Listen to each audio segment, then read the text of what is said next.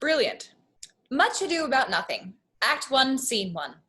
The army of Don Pedro of Aragon arrives in Messina and is welcomed by Leonato, Messina's governor. Benedict of Padua, a soldier in Don Pedro's army, proclaims his enmity to love and engages in a skirmish of wits with Leonato's niece, Beatrice.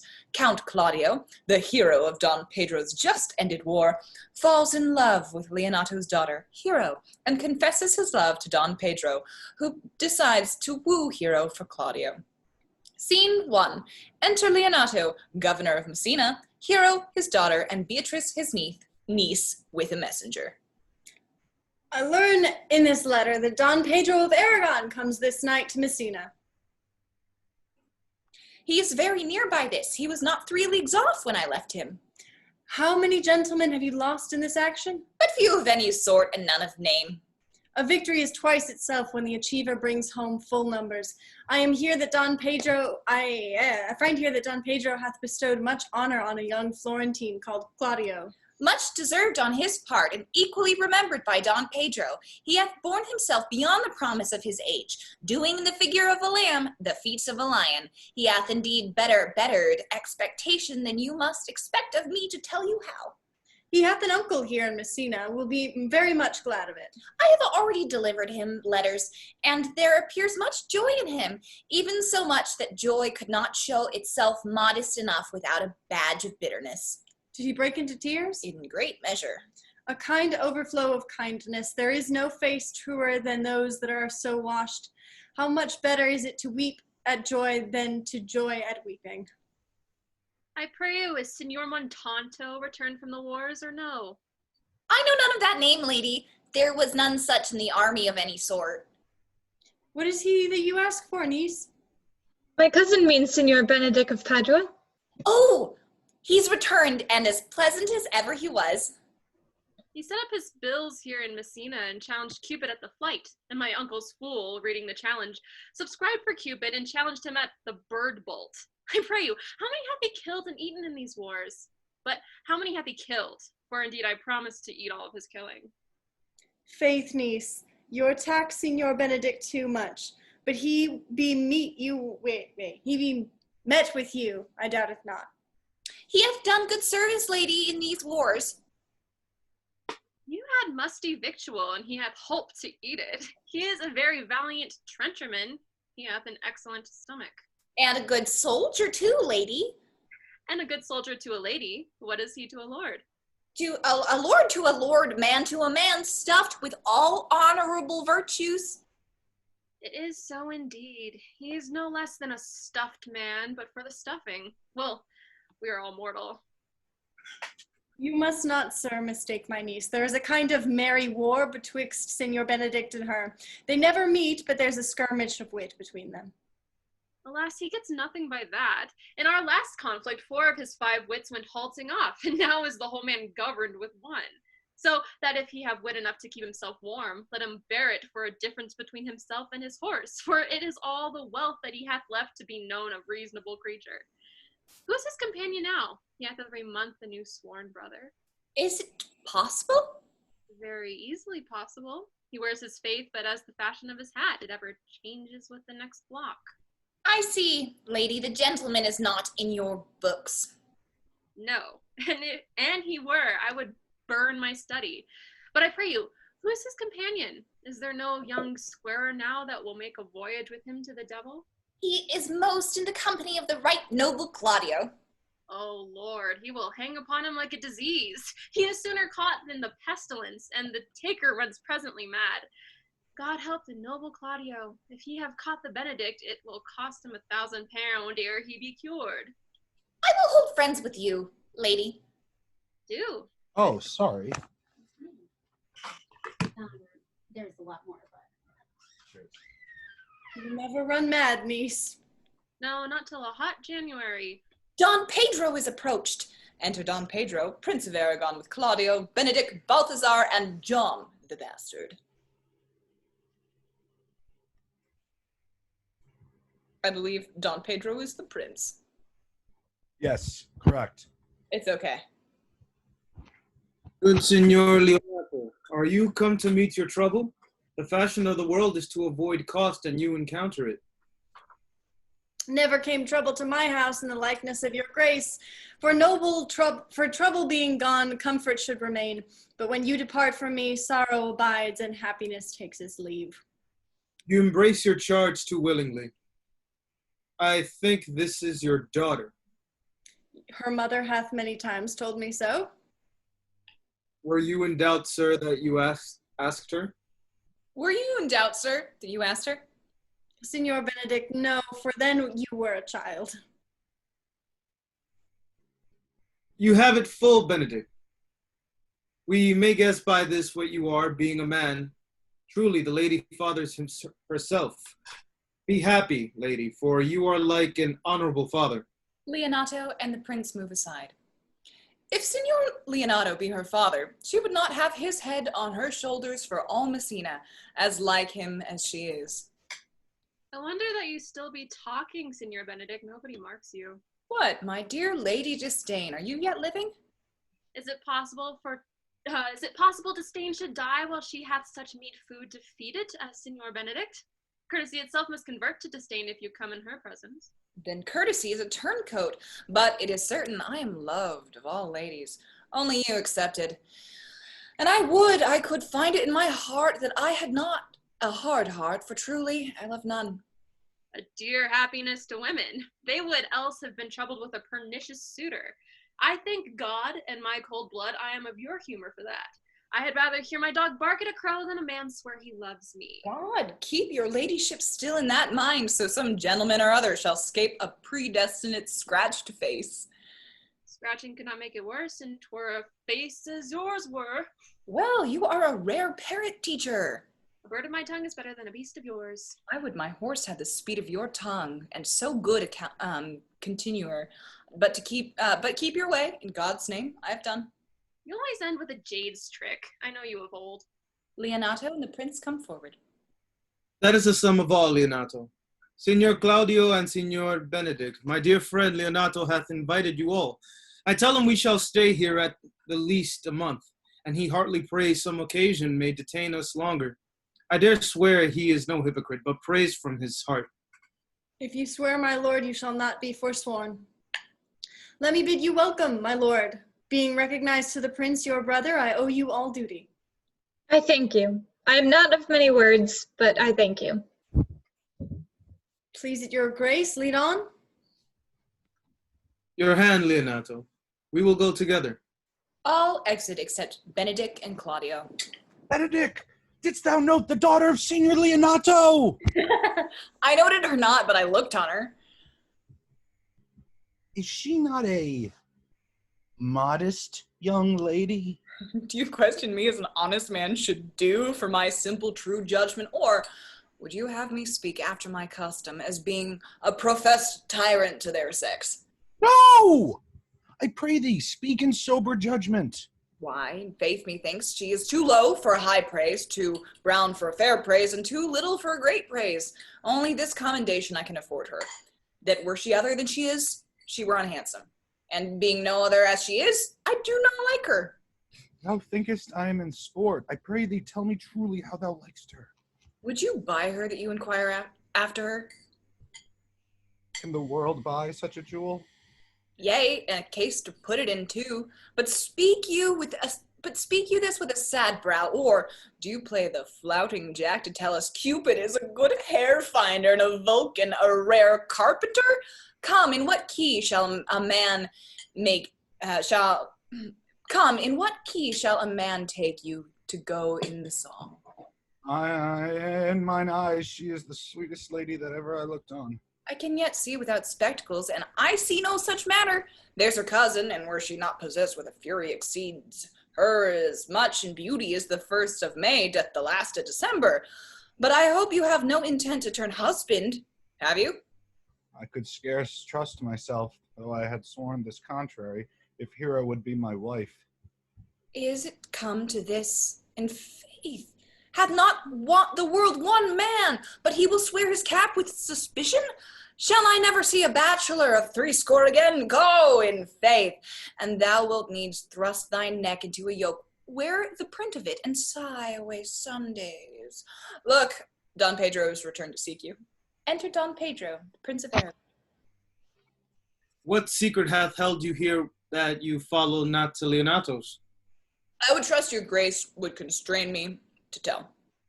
I charge thee on thy allegiance. You hear, Count Claudio, I can be secret as a dumb man. I would have you think so, but on my allegiance, mark you this, on my allegiance, he's in love. With who? Now that's your grace's part. Mark how short his answer is. With Hero, Leonato's short daughter. If this were so, so were it uttered. Like the old tale, my lord, it is not so, nor 'twas not so, but indeed God forbid it should be so. If my passion change not shortly, God forbid it should be otherwise. Amen. If you love her, for the lady is very well worthy. You speak this to fetch me in, my lord. By my troth, I speak my thought. And in faith, my lord, I speak mine. And by my two faiths and troths, my lord, I spoke mine. That I love her, I feel. That she is worthy, I know. That I neither feel how she should be loved, nor know how she be worthy, is the opinion that fire cannot melt out of me. I will die in it at the stake. Thou wast ever an obstinate heretic in the despite of beauty. And never could maintain his parts but in the force of his will. That a woman conceived me, I'll thank her. That she brought me up, likewise give her most humble thanks. That I will have a recheat winded in my forehead, or hang my bulge in an invisible baldric, all women shall pardon me, because I will not do them the wrong to mistrust any. I will do myself the right to trust none. And the fine is, for the which I may go the finer, I will live a bachelor. I shall see thee, ere I die, look pale with love. With anger, with sickness, or with hunger, my lord? Not with love. Prove that ever I lose more blood with love than I will get again with drinking. Pick out mine eyes with a ballad maker's pen, and hang me up at the door of a brothel house for a sign, for the sign of blind Cupid. Well, if ever thou dost fall from this faith, thou wilt prove a notable argument. If I do, hang me in a bottle like a cat and shoot at me, and he that hits me, let him be clapped on the shoulder and called Adam. Well, lass, time shall try. In time the savage bull doth bear the yoke.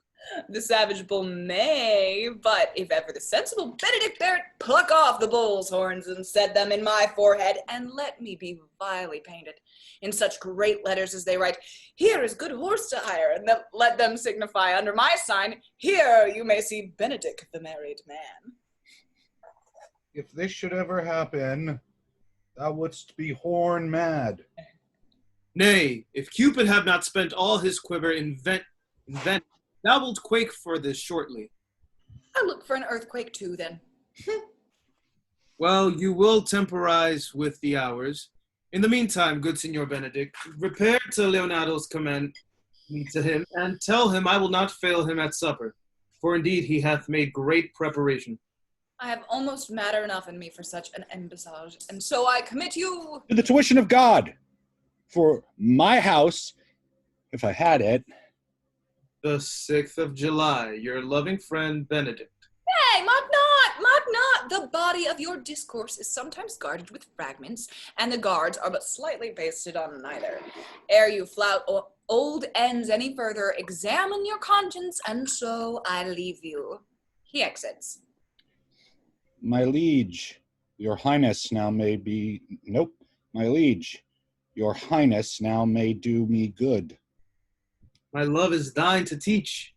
Teach it but how, and thou shalt see how apt it is to learn, and any hard lesson that may do thee good. Hath Leonato any son, my lord? No child, but Hero. She's his only heir. Dost thou affect her, Claudio? Oh, my lord. When you went onward on this ended action, I looked upon her with a soldier's eye, that liked, but had a rougher task in hand than to drive liking to the name of love. But now I am returned, and that war thoughts have left their places vacant. In their rooms come thronging soft and delicate desires, all prompting me how fair young hero is. Saying I liked her ere I went to wars. Thou wilt be like a lover presently, and tire the hearer with a book of words. If thou dost love fair hero, cherish it, and I will break with her and with her father, and thou shalt have her. Was it not to this end that thou beganst to twist so fine a story? How sweetly you do minister to love, that no loves grief by his complexion. But lest my liking might too sudden seem, I would have salved it with a longer treatise. What need the bridge but much broader than the flood? The fairest grant is the necessity. Look what will serve as fit. 'Tis once thou lovest, and I will fit thee with the remedy. I know we shall have reveling tonight. I will assume thy part in some disguise, and tell fair hero I am Claudio, and in her bosom I'll unclasp my heart, and take her hearing prisoner with the force and strong encounter of my amorous tale. Then after to her father will I break, and the conclusion is, she shall be thine. In practice, let us put it presently. They exit. Act 1, Scene 2. Loads. Continues to load. There we go. Leonato is given a garbled account of the conversation between Don Pedro and Claudio, and is led to believe that Don Pedro wishes to marry Hero. Enter Leonato, meeting an old man, brother to Leonato. How now, brother? Where is my cousin, your son? Hath he provided this music? He is very busy about it. But, brother, I can tell you strange news that you yet dreamt not of. Are they good? As the event stamps them, but they have a good cover. They show well outward. The prince and Count Claudio, walking in a thick pleached alley in mine orchard, were thus much overheard by a man of mine. The prince discovered to Claudio that he loved my niece, your daughter, and meant to acknowledge it this night in a dance. And if he found her accordant, he meant to take the present time by the top and instantly break with you of it. Hath the fellow any wit that told you this? A good, sharp fellow. I will send for him and question him yourself. No, we will hold it as a dream till it appear itself. But I will acquaint my daughter withal, that she may be the better prepared for an answer, if pre-adventure this be true. Go you and tell her of it. Enter Antonio's son with a musician and attendants. Cousins, you know what you have to do. Oh, I cry you, merry friend, go you with me, and I will use your skill. Good cousin, have a care this busy time. They exit. Act 1, Scene 3. Load. Flying here. Huh? We're flying. Yep. Don John, Don Pedro's brother, receives a true account of Don Pedro's plan to woo Hero for Claudio, resentful of both Don Pedro and Claudio, who defeated him in the just-ended war. Don John hopes to find a way to block the marriage. Scene 3. Enter Sir John the Bastard and Conrad, his companion. What the good year, my lord? Why are you thus out of measure sad? There is no measure in the occasion that breeds. Therefore, the sadness is without limit. You should hear reason. And when I have heard it, what blessing brings it? If not a present remedy, at least a patient sufferance. I wonder that thou, being, as thou sayest thou art, born under Saturn, goest about to apply a moral medicine to a mortifying mischief. I cannot hide what I am. I must be sad when I have cause, and smile at no man's jests, eat when I have stomach, and wait for no man's leisure. Sleep when I am drowsy, and tend on no man's business. Laugh when I am merry, and claw no man in his humor. Yea, but you must not make the full show of this till you may do it without controlment. You have of late stood out against your brother, and he hath ta'en you newly into his grace, where it is impossible you should take true root but by the fair weather that you make yourself. It is needful that you frame the season for your own harvest. I had rather be a canker in a hedge than a rose in his grace, and it better fits my blood to be disdained of all than to fashion a carriage to rob love from any. In this, though I cannot be said to be a flattering honest man, It must not be denied, but I am a plain-dealing villain. I am trusted with a muzzle and enfranchised with a clog. Therefore, I have decreed not to sing in my cage. If I had my mouth, I would bite. If I had my liberty, I would do my liking. In the meantime, let me be that I am, and seek not to alter me. Can you make no use of your discontent? I make all use of it, for I use it only. Who comes here? Enter Baraccio. What news, Baraccio? I came yonder from a great supper. The prince your brother is royally entertained by Leonato, and I can give you intelligence of an intended marriage. Will it serve for any model to build a mischief on? What is he for a fool that betroths himself to unquietness? Mary, it is your brother's right hand. Who, the most exquisite Claudio? Even he. A proper squire. And who? Which way looks he? Mary, on Hero, the daughter and heir of Leonato. A very forward march chick. How came you to this? Being entertained for a perfumer as I was smoking a musty room, comes me the prince and Claudio, hand in sad conference. I whipped me behind the heiress, and there heard it agreed upon that the prince should woo Hero for himself, and having obtained her, give her to Count Claudio. Come, let us thither. This may prove food to my displeasure. The young startup hath all the glory of my overthrow. If I can cross him any way, I bless myself every way. You are both sure and will assist me? To the death, my lord.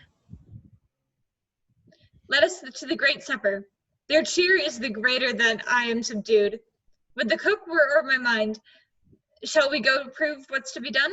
Will wait upon your lordship. They exit. Act 2, Scene 1. Don Pedro and his soldiers, disguised in masks, dance with the ladies of Leonato's household. While Don Pedro woos Hero, Beatrice mocks Benedict. After the dance, Don John distresses Claudio by telling him that Don Pedro has won Hero's love. When Claudio learns that Hero has been won in his name, he wants to marry her immediately. Leonato insists that at least a week is needed to prepare for a wedding. Don Pedro proposes that the intervening time be used to trick Benedict and Beatrice into falling in love. Scene 1. Enter Leonato, his brother, Hero, his daughter, and Beatrice, his niece, with Ursula and Margaret. Was not Count John here at supper? I saw him not. How tartly that gentleman looks. I never can see him, but I am heartburned an hour after. He is of a very melancholy disposition. You were an excellent man that were made just in the midway between him and Benedict. The one is too like an image and says nothing, and the other is too like my lady's eldest son, evermore tattling. Then have Signor Benedict's tongue in Court John's mouth, and have Count John's melancholy in Signor Benedict's face. With a good leg and a good foot, uncle, and money enough in his purse, such a man would win any woman in the world if he could get her goodwill.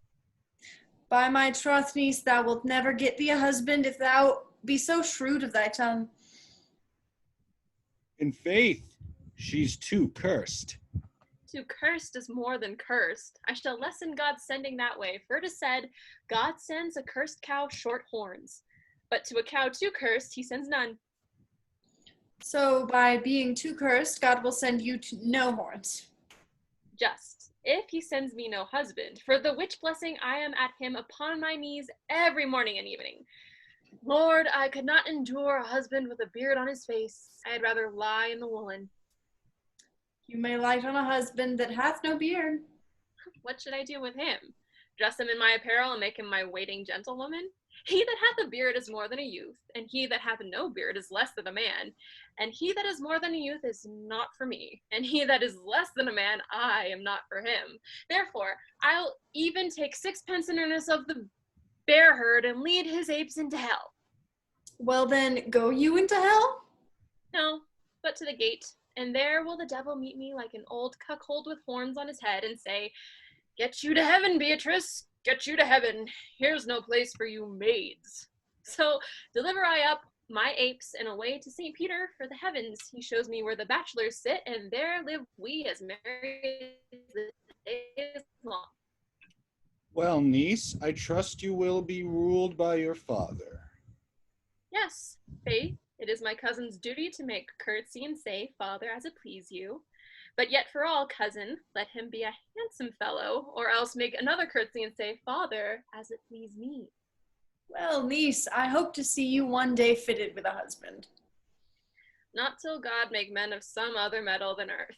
Would it not grieve a woman to be overmastered with a piece of valiant dust? To make an account of her life to a clod of wayward marl? No, uncle, I'll none. Adam's sons are my brethren, and truly I hold it a sin to match in my kindred. Daughter, remember what I told you. If the prince do solicit you in that kind, you know your answer. The fault will be in the music, cousin, if you be not wooed in good time.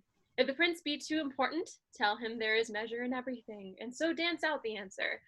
For hear me, hero, wooing, wedding, and repenting is as a Scotch jig, a measure and a syncopace. The first suit is hot and hasty like a Scotch jig, and full as fantastical.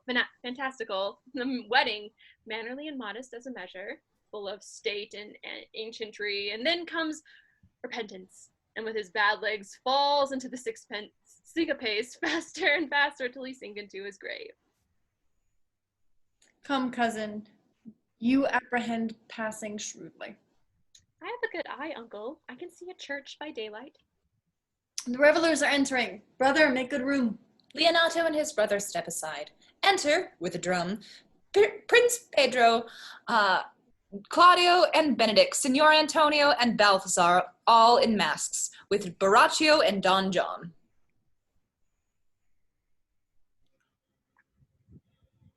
Lady, will you walk about with your friend? Masks. They begin to dance. So you walk softly and look sweetly and say nothing. I am yours for the walk, and especially when I walk away. Me in your company? I may say so when I please. And when please you to say no? So, When I like your favor, for God defend the lute should be like the case. my visor in Philmon's roof within the house is Jove. Why, then your visor should be thatched. Speak low if you speak love. They move aside. Benedict and Margaret move forward. Well, I would you did like me. So would not I, for your sake? I have many ill qualities. Which is one. I say my prayers aloud.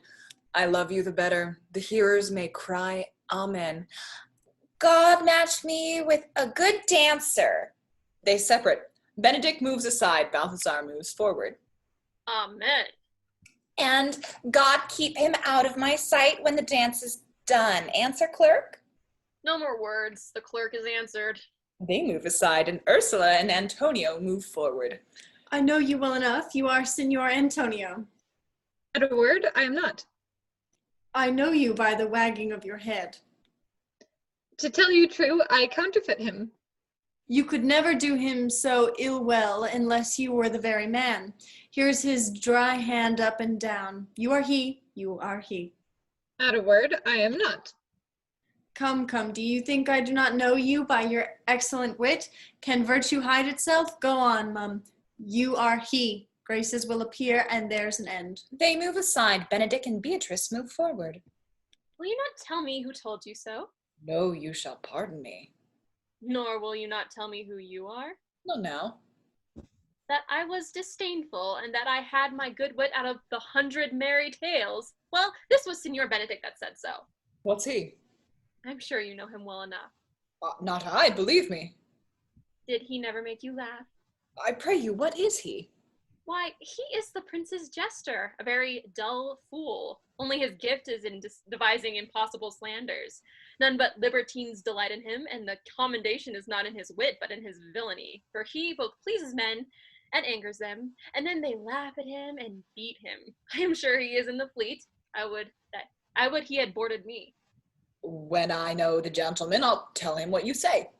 Do. He'll but break a comparison or two on me, which peradventure not marked or not laughed at, strikes him into melancholy, and then there's a partridge wing saved, for the fool will eat no supper that night. Music for the dance. We must follow the leader. In every good thing. Nay, if they lead any ill, I'll leave them at the next turning. dance, then exit all except Don John, Baraccio, and Claudio. Sure, my brother is amorous on Hero, and hath withdrawn her father to break with him about it. The ladies follow her, and but one visor remains. And that is Claudio. I know him by his bearing. Are not you, Signor Benedict? You know me well. I am he. Signor, you are very near my brother in his love. He is enamored on Hero. I pray you dissuade him from her. She is no equal for his birth. You may do the part of an honest man in it. How know you he loves her? I heard him swear his affection. So did I too, and he swore he would marry her tonight. Oh shit, that's the wrong person. Sorry. No, it's good because I have to do this other part. So if you could read that for now. Come, let us to the banquet. Oh, sorry. Fuck me in the face. They Okay. exit. Claudio remains. Unmasking. Thus answer I in name of Benedict, but hear these ill news with the ears of Claudio. 'Tis certain so. The prince woos for himself. Friendship is constant in all other things, save in the office and affairs of love. Therefore all hearts in love use their own tongues. Let every eye negotiate for itself, and trust no agent. For beauty is a witch, against whose charms faith melteth into blood. This is an accident of hourly proof, which I mistrusted not. Farewell, therefore, hero. Enter Benedict. Count Claudio, Yea, the same. come, will you go with me? Whither? Even to the next willow, about your own business. County, what fashion will you wear the garland of? About your neck like an usurer's chain, or under your arm like a lieutenant's scarf? You must wear one. Wear it one way, for the prince hath got your hero. I wish him joy of her. Why, that's spoken like an honest drover. So they sell bullocks. But did you think the prince would have served you thus? I pray you leave me. Oh, now you strike like the blind man. 'Twas the boy that stole your meat, and now you'll beat the post? It will not be. I'll leave you. He exits. Alas, poor hurt fowl! Now will he creep into sedges. But that my lady Beatrice should know me, and not know me? The princess fool? Huh! It may be I go under that title because I am merry, yea, but so I am apt to do myself wrong. I am not so reputed. It is the base, though bitter disposition of Beatrice that puts the world into her person and so gives me out. Well, I'll be revenged as I may. Enter the prince, hero, and Leonato.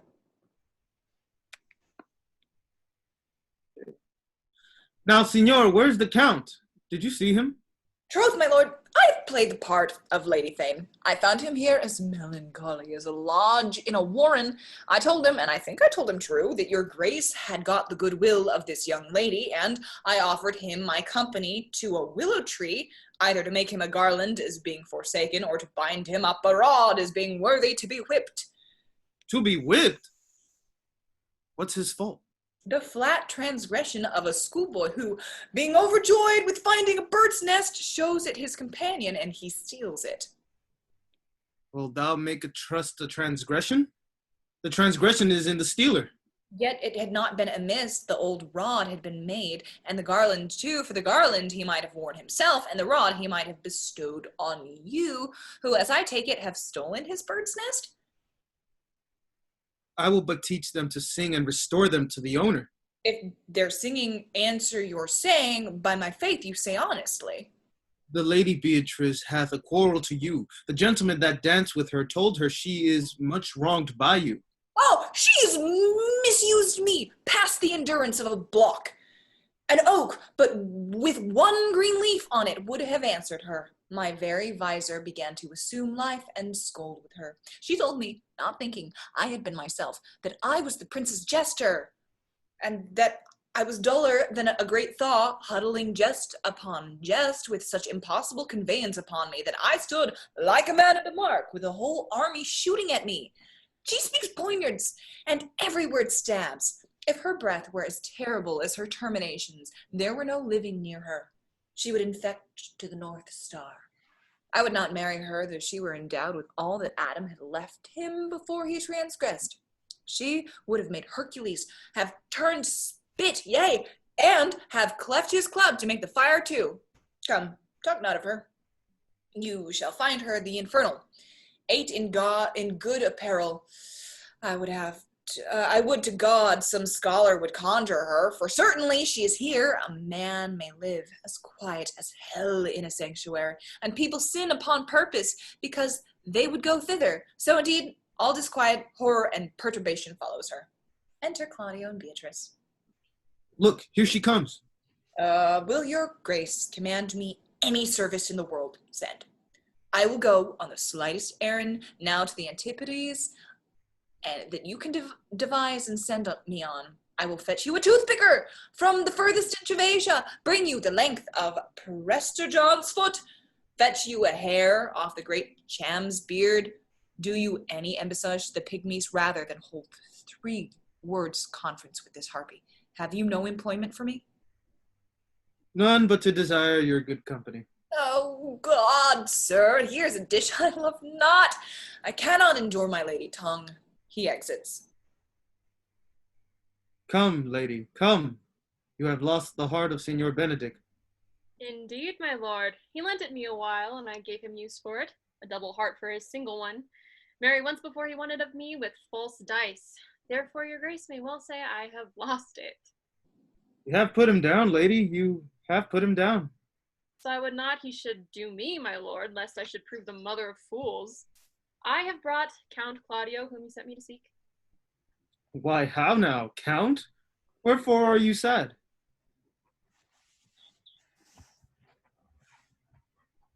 Not sad, my lord. How then? Sick? Neither, my lord. The count is neither sad, nor sick, nor merry, nor well, but civil count. Civil as an orange, and something of that jealous complexion. Aye, faith, lady, I think you're blazoned to be true. Though I'll be sworn, if he be so, his conceit is false. Here, Claudio, I have wooed in thy name, and fair hero is won. I have broke with her father, and his goodwill obtained. Name the day of marriage, and God give thee joy. Count, take of me my daughter, and with her my fortunes. His grace hath made the match, and all grace say amen to it. Speak, count, 'tis your cue. Silence is the perfectest herald of joy. I were but little happy if I could say how much. Lady, as you are mine, I am yours. I give away myself for you and dote upon the exchange. Speak, cousin, or if you cannot, stop his mouth with a kiss and let him not speak neither. In faith, lady, you have a merry heart. Yea, my lord, I think it. Poor fool, it keeps on the windy side of care. My cousin tells him in his ear that he is in her heart. And so she doth, cousin. Good lord for alliance. Thus goes everyone to the world but I, and I am sunburnt. I may sit in a corner and cry, hey ho, for a husband. Lady Beatrice, I will get you one. I would rather have one of your father's getting. Hath your grace ne'er a brother like you? Your father got excellent husbands if a maid could come by them. Will you have me, lady? No, my lord. I might have another one for working days. Your grace is too costly to wear every day, but I beseech your grace, pardon me, I was born to speak all mirth and no matter. Your silence most offends me, and to be married best becomes you. For out of question, you were born in a merry hour. No, sure, my lord, my mother cried. But then there was a star danced, and under that I was born. Cousins, God give you joy. Niece, will you look to those things I told you of? I cry you mercy, uncle. By your grace's pardon. Beatrice exits. By my troth, a pleasant-spirited lady. There's little of the melancholy element in her, my lord. She is never sad, but when she sleeps, and not ever sad then. For I have heard my daughter say she hath oft dreamt of unhappiness, and waked herself with laughing. She cannot endure to hear tell of a husband. Oh, by no means. She mocks all her wooers out of suit. She were an excellent wife for Benedict. Lord, my lord, if they were but a week married, they would talk themselves mad. County Claudio, when mean you to go to church?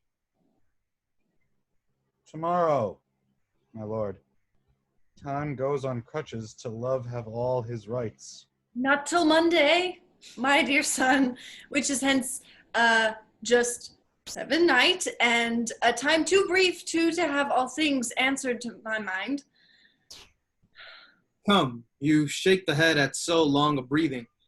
But I warn thee, Claudio, the time shall not go dully by us.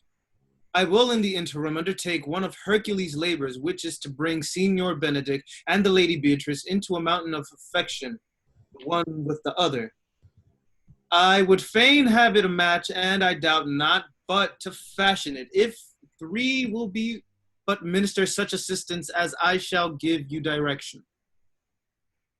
My lord, I am for you, though it cost me 10 nights' watchings. And I, my lord. And you too, gentle hero? I will do any modest office, my lord, to help my cousin to a good husband. And Benedict is not the unhopefullest husband that I know. Thus far can I praise him. He is of a noble strain, of approved valor and confirmed honesty. I will teach you how to humor your cousin, that she shall fall in love with Benedict. And I, with your 2 helps, will so practice on Benedict that, in despite of his quick wit and his queasy stomach, he shall fall in love with Beatrice. If we can do this, Cupid is no longer an archer. His glory shall be ours, for we are the only love gods. Go in with me, and I will tell you my drift. They exit Act 2, Scene 2. Don John and his henchman, Baraccio, agree upon a plan to disrupt the coming marriage. Baraccio will convince Claudio that Hero is unfaithful by staging a meeting with Margaret, Hero's waiting gentlewoman. Margaret will be dressed in Hero's clothes, and Claudio will think that Baraccio is Hero's lover. Scene 2, enter Don John and Baraccio. It is so. The Count Claudio shall marry the daughter of Leonato. Yea, my lord, but I can cross it. Any bar, any cross, any impediment will be medicinable to me. I am sick in displeasure to him, and whatsoever comes athwart his affection ranges evenly with mine. How canst thou cross this marriage? Not honestly, my lord, but so covertly that no dishonesty shall appear in me. Show me briefly how. I think I told your lordship a year since how much I am in the favor of Margaret, the waiting gentlewoman to Hero. I remember. I can, I can, at any unseasonable instant of the night, appoint her to look out at her lady's chamber window. What life is in that to be the death of this marriage? The poison of that lies in you to temper. Go you to the prince your brother. Spare not to tell him that he hath wronged his honor in marrying the renowned Claudio, whose estimation do mightily hold up, to a contaminated stale such a one as Hero. What proof shall I make of that? Proof enough to misuse the prince, to vex Claudio, to undo Hero, and kill Leonato. Look you for any other issue? Only to despite them I will endeavor anything. Go then, find me a meet hour to draw Don Pedro and the Count Claudio alone. Tell them that you know that Hero loves me. Intend a kind of zeal both to the prince and Claudio, as in love of your brother's honor, who hath made this match, and his friend's reputation, who is thus like to cozened... Oh, well, let's see what this is. Cozened, great, obtained by deception. Who is thus like to be cozened with the semblance of a maid that you have discovered thus. They will scarcely believe this without trial. Offer them instances, which shall bear no less likelihood than to see me at her chamber window. Hear me call Margaret Hero, hear Margaret term me Claudio, and bring them to see this the very night before the intended wedding. For in the meantime I will so fashion the matter that Hero shall be absent, and there shall appear such seeming truth of Hero's disloyalty, that jealousy shall be called assurance, and all the preparation overthrown. Grow this to what adverse issue it can. I will put it in practice. Be cunning in the working this, and thy fee is 1,000 ducats. Be you constant in the accusation, and my cunning shall not shame me. I will presently go learn their day of marriage. They exit. Act 2, Scene 3. Leonato, Claudio, and Don Pedro stage a conversation for Benedick to overhear. They talk about Beatrice's desperate love for Benedick, about their fears that her suffering will destroy her, and about how Benedick would mock Beatrice if he knew of her love. Benedick decides that he must love Beatrice in return. Scene 3. Enter Benedick alone. Boy! Enter boy.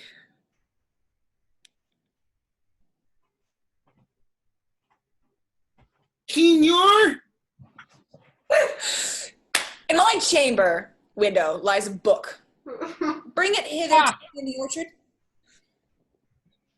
I am here already, sir. I know that, but I would have thee hence and here again. The boy exits. I do much wonder that one man, seeing how much another man is a fool when he dedicates his behaviors to love, will, after he hath laughed at such shallow follies in others, become the argument of his own scorn by falling in love. Such a man is Claudio.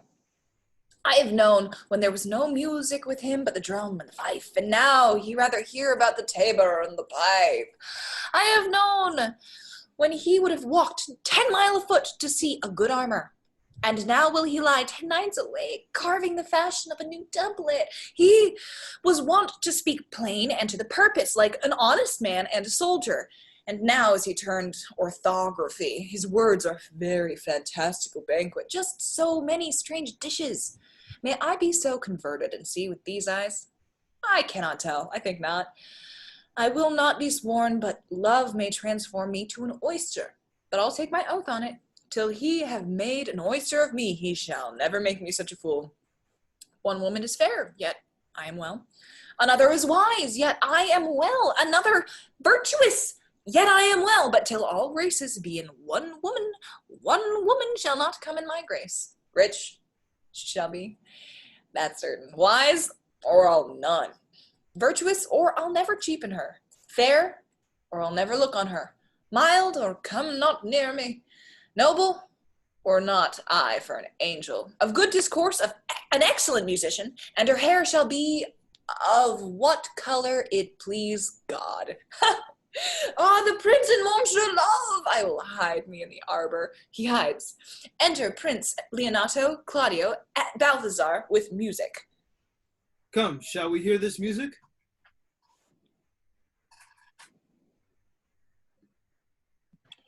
Fuck, I lost my spot. What line, guys? Oh, I got it, my bad. Yea, my good lord, how still the evening is, as hushed on purpose to great harmony. See you where Benedick hath hid himself? Oh, very well, my lord. The music ended. We'll fit the kid fox with a pennyworth. Come, Balthazar. We'll hear that song again. Oh, good my lord, tax not so bad a voice to slander music any more than once. It is the witness still of excellency to put a strange face on his own perfection. Pray thee, sing, let me woo no more. Because you talk of wooing, I will sing. Since many a wooer doth commence his suit, to her he thinks not worthy, yet he woos, yet he will swear he loves. Nay, pray thee, come, or if thou wilt hold longer argument, do it in notes. Note this before my notes. There's not a note of mine that's worth the noting. Why, these are very crotchets that he speaks. Notes, forsooth, and nothing. Music plays. Now, divine air, now is his soul ravished. Is it not strange that sheep's guts should hale souls out of men's bodies? Well, a horn for my money when all's done. Sigh no more, ladies, sigh no more. Men were deceivers ever, 1 foot in sea and 1 on shore, to one thing constant never. And sigh not so, but let them go, and be you blithe and bonny, converting all your sounds of woe into hey, nonny, nonny. Oh shit, this is a long song. Sing no more ditties, sing no more of dumps so dull and heavy. The fraud of man was ever so since summer first was levied. Then sigh not so, but let them go, and be you blithe and bonny, converting all your sounds of woe into hey, nonny, nonny. By my troth, a good song. And an ill singer, my lord. Ha! No, face. Thou singst well enough for a shift. And he had been a dog that should have howled thus. They would have hanged him. And I pray God his bad voice bode no mischief. I had as lief have heard the night raven come, what plague could have come after it? Yea, Mary, dost thou bear here, Balthazar? I pray thee get us some excellent music for tomorrow night. We would have it as the Lady Hero's chamber's window. The best I can, my lord. Do so, farewell. Balthazar exits. Come hither, Leonato. What was it you told me of today that your niece Beatrice was in love? That your niece Beatrice was in love with Signor Benedict? Oh, Stock on, the fowl sits. I did never think that lady would have loved any man. Nor I neither, but most wonderful that she should so dote on Signor Benedict, whom she hath in all outward behavior seemed ever to abhor. Is it possible? Sits the wind in that corner? By my troth, my lord, I can tell what to think of it. I cannot tell what to think of it, but that she loves him with an enraged affection. It is past the infinite of thought. But maybe she doth counterfeit. Faith, like enough. Oh God, counterfeit! There was never counterfeit of passion came so near to the life of passion as she discovers it. Why, what effects of passion shows she? Bait the hook well, this fish will bite. What effects, my lord? She will sit you. You heard my daughter tell you how. She did indeed. How, I pray you? You amaze me. I would have thought her spirit had been invincible against all assaults of affection. I would have sworn it had, my lord, especially against Benedict. I should think this is a gull, but that the white-bearded fellow speaks it. Knavery cannot sure hide himself in such reverence. He hath ta'en the infection. Hold it up. Hath she made her affection known to Benedict? No, and she swears she never will. That is her torment. 'Tis true indeed. So your daughter says, shall I, says she, that have so oft encountered him with scorn, write to him that I love him? This, says she now, when she is beginning to write to him, for she'll be up 20 times a night, and there will she sit in her smock till she have writ a sheet of paper. My daughter tells us all. Now you talk of a sheet of paper. I remember a pretty jest your daughter told us of. Oh, when she had writ it, and she was writing it over, she found Benedict and Beatrice between the sheet.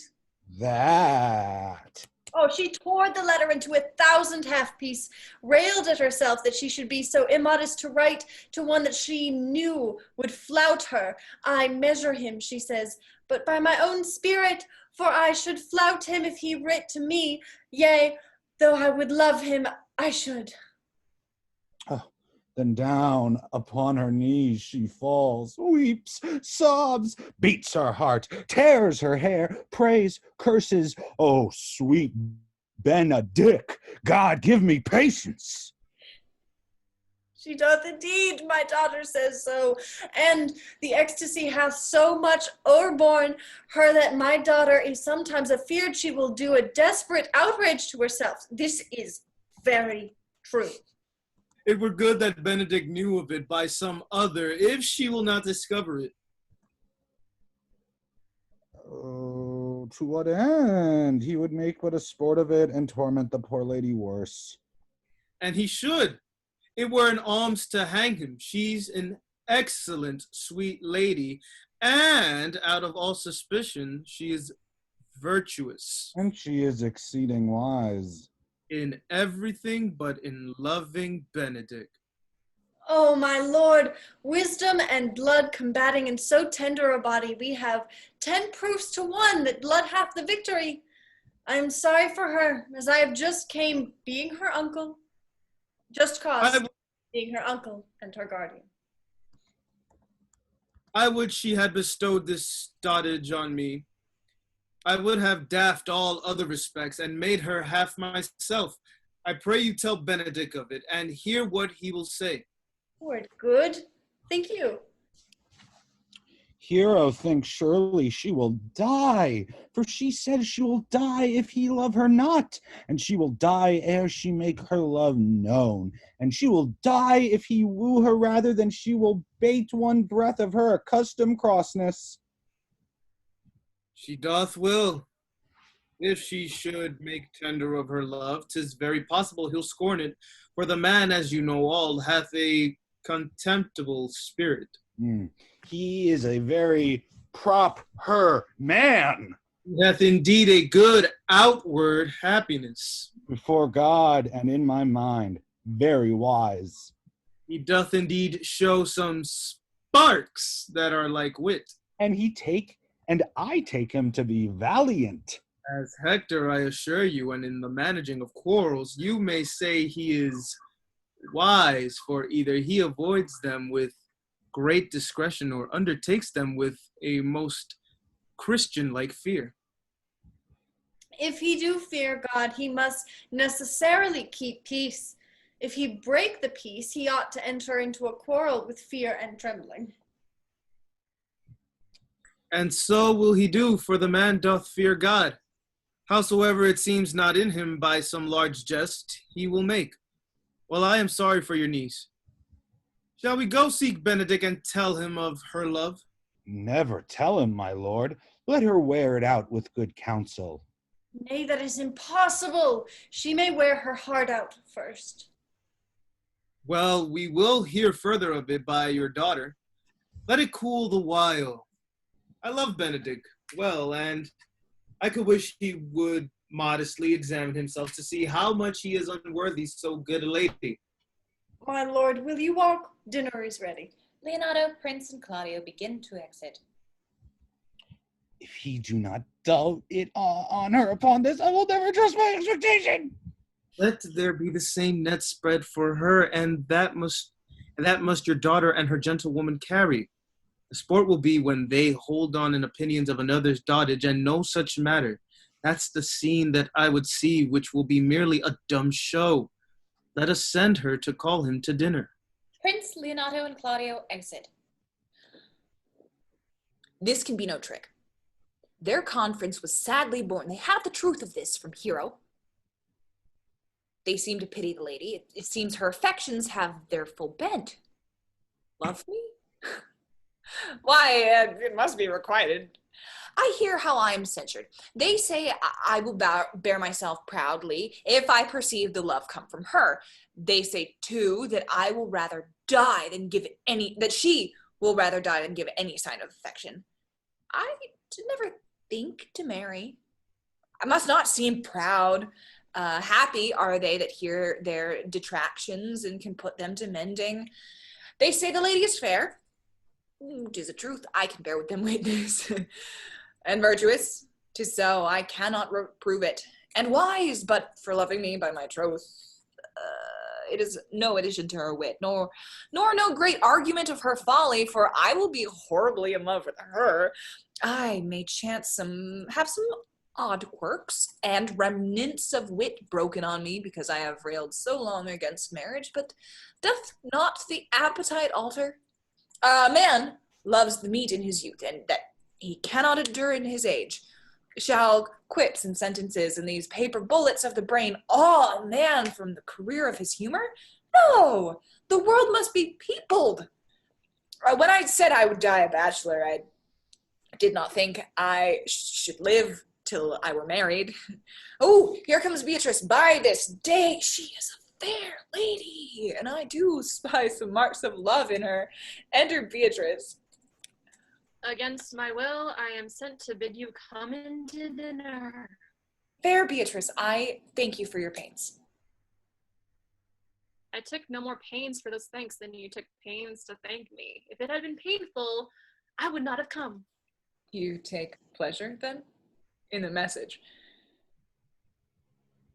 Yea, just so much as you may take upon a knife's point and choke a daw withal. You have no stomach, senor, fare you well.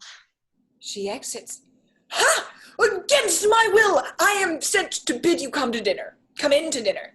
There's a double meaning in that. I took no more pains for those thanks than you took pains to thank me. That's as much to say any pains that I take for you is as easy as thanks. If I do not pity her, I am a villain. If I do not love her, I am a Jew. I will go get her picture. He exits. Jesus fucking Christ. How long is Act 3?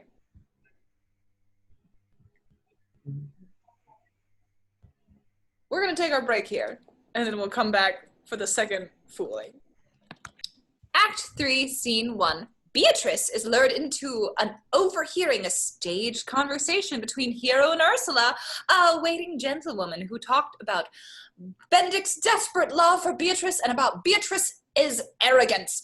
Beatrice decides that she must return Benedict's love. Scene 1. Enter Hero and two gentlewomen, Margaret and Ursula.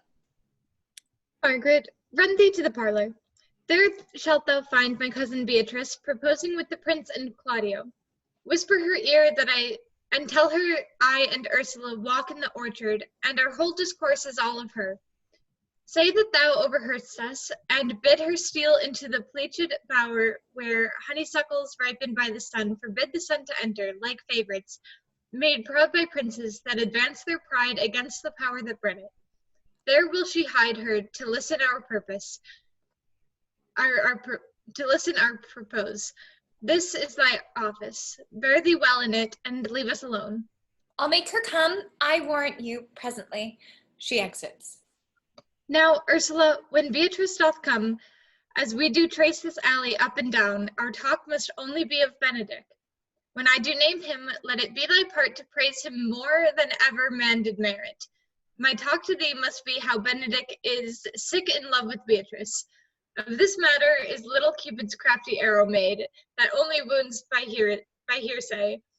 Now begin, for look where Beatrice like a lapwing runs close by the ground to hear our conference. Enter Beatrice, who hides in the bower. The pleasance angling to see the fish cut with her golden oars the silver stream and greedily devour the treacherous bait. So angle we for Beatrice, who even now is couched in the woodbine coverture. Fear you not my part in this dialogue. Then we go near her, that her ear lose nothing of the false sweet bait that we lay for it. They walk near the bower. No, truly, Ursula, she is too disdainful. I know her spirits are as coy and wild as haggards of the rock. The Benedict loves Beatrice so entirely. So says the prince and my new trothed lord. And did they bid you tell her of it, madam? They did entreat me to acquaint her of it, but I persuaded them, if they love Benedict, to wish him wrestle with affection, and never to let Beatrice know of it. Why did you so? Doth not the gentleman deserve as fortunate a bed as e'er Beatrice shall couch upon? O God of love, I know he doth deserve as much as may be yielded to a man, but nature never framed a woman's heart of prouder stuff than that of Beatrice. Disdain and scorn ride sparkling in her eyes, misprizing what they look on, and her wit values itself so highly that to her all matter else seems weak. She cannot love, nor take no shape, nor project of affection. She is so self-endeared. Sure, I think so, and therefore certainly it were not good she knew his love, lest she make sport at it. Why, you speak truth. I never yet saw a man how wise, how noble, young, how rarely featured, but she would spell him backward. If fair-faced, she would swear the gentleman should be her sister. If black, why nature drawing of an antic made a foul blot. If tall, a lance ill-headed. If low, an agate very vilely cut. If speaking, why a vein blown with all winds. If silent, why a block moved with none. So turns she every man the wrong side out, and never gives to truth and virtue that which simpleness and merit purchaseth. Sure, such carping is not commendable. No, not to be so odd and from all fashions as Beatrice's cannot be commendable. But who dare tell her so? If I should speak, she would mock me into air. Oh, she would laugh me out of myself, press me to death with wit. Therefore let Benedick, like covered fire, consume away in sighs, waste inwardly. It were a better death than die with mocks, which is as bad as die with tickling. Yet tell her of it, hear what she will say. No, rather I will go to Benedick and counsel him to fight against his passion. And truly I'll devise some honest slanders to stain my cousin with. One doth not know how much an ill word and poison liking. Oh, do not do your cousin such a wrong. She cannot be so much without true judgment, having so swift and excellent a wit as she is prized to have, as to refuse so rare a gentleman as Signor Benedick.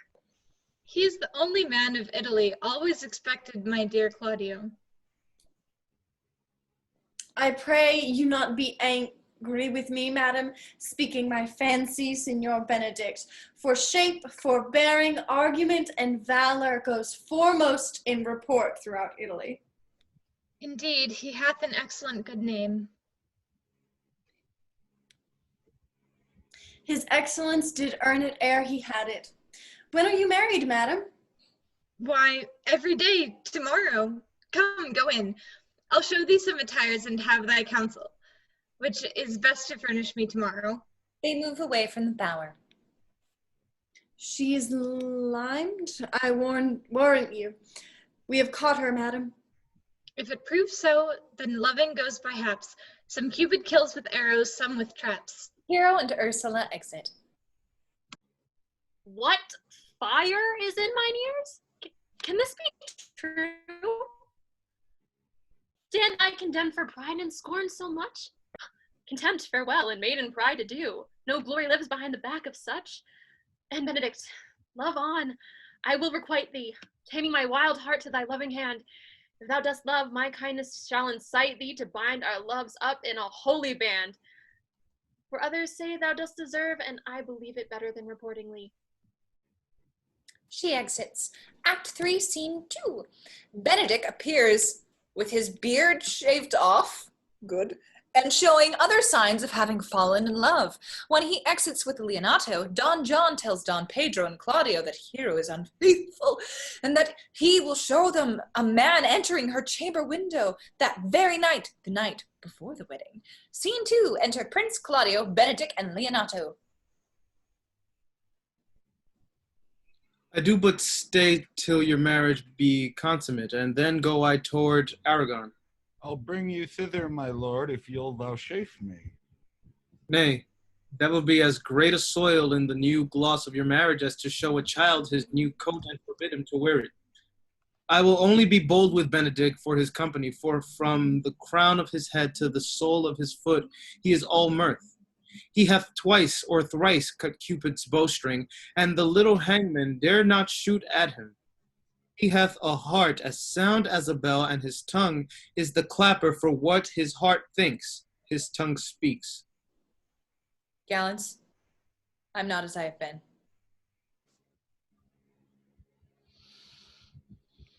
So say I.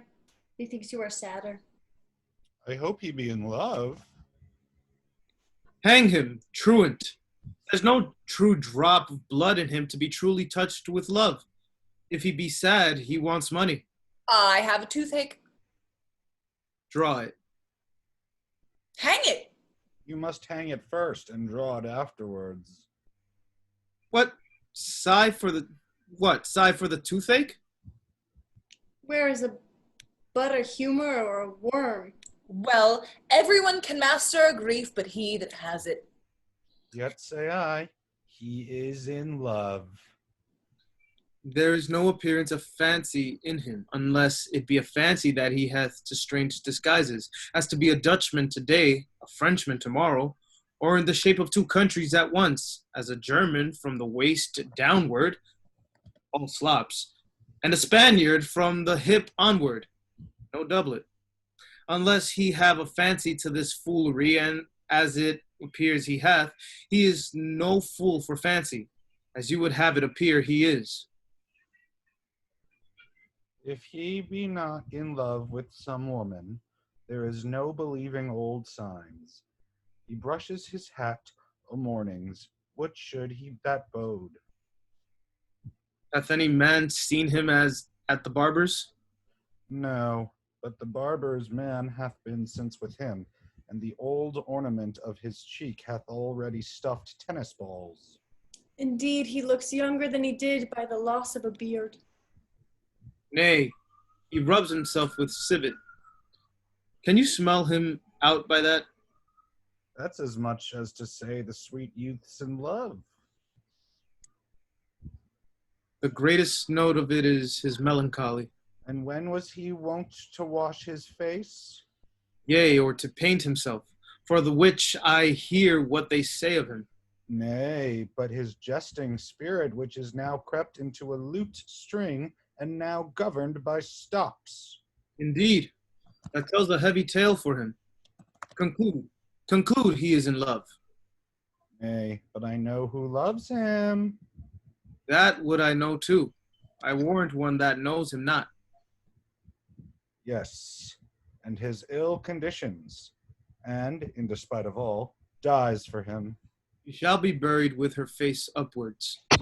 Yet is this no charm for the toothache. Old Senor, walk aside with me. I have studied 8 or 9 wise words to speak with you, which these hobby horses must not hear. Benedict and Leonato exit. For my life to break with him about Beatrice. 'Tis even so. Hero and Margaret have by this played their parts with Beatrice, and then the two bears will not bite one another when they meet. Enter John the Bastard. Lord and brother, God save you. Good e'en, brother. If your leisure served, I would speak with you, In private? if it please you. Yet Count Claudio may hear, for what I would speak of concerns him. What's the matter? Means your lordship to be married tomorrow? You know he does. I know not that, when he knows what I know. If there be any impediment, I pray you discover it. You may think I love you not. Let that appear hereafter, and aim better at me by that I now will manifest. For my brother, I think he holds you well, and in dearness of heart hath helped to effect your ensuing marriage. Surely suit ill spent and labor ill bestowed. Why, what's the matter? I came hither to tell you, and circumstances shortened, for she has been too long a talking of. The lady is disloyal. Who, Hero? Even she, Leonato's hero, your hero, every man's hero. Disloyal? The word is too good to paint out her wickedness. I could say she were worse. Think you of a worse title, and I will fit her to it. Wonder not till further warrant. Go but with me tonight. You shall see her chamber window entered, even the night before her wedding day. If you love her then, tomorrow wed her. But if you would better fit your honor to change your mind. May this be so? I will not think it. If you dare not trust that you see, confess not that you know. If you will follow me, I will show you enough, and when you have seen more and heard more, proceed accordingly. If I see anything tonight why I should not marry her, tomorrow in the congregation where I should wed, there will I shame her. And as I woed for thee to obtain her, I will join with thee to disgrace. I will disparage her no further till you are my witnesses. Bear it coldly, but till midnight, and let the issue show itself. O day untowardly turned. O mischief strangely thwarting. O plague right well prevented. So will you say when you have seen the sequel. They exit. Act 3, Scene 3. That night, Messina's master constable, Dogberry, and his assistant, Burgess, set the night watch, telling the watchman to pay particular attention to any activity around Leonato's house. Baraccio enters, telling his companion, Conrad, about the charade that made Claudio and Don Pedro think that Hero had just allowed him to enter her chamber. Baraccio and Conrad are arrested by the watch. Scene 3, enter Dogberry in his compartner, Verges, with the watch. Are you good men and true? Yea, or else it were pity, but they should suffer salvation, body and soul. Nay, that were a punishment too good for them if they should have any allegiance with them being chosen for the prince's watch. Well, give them their charge, neighbor Dogberry. First, who think you the most desertless man to be constable? Hugh Oatcake, sir, or George Seacole, for they can write and read. Come hither, neighbor Seacole. Seacole steps forward. God hath blessed you with a good name. To be a well-favored man is the gift of fortune, but to write and read comes by nature.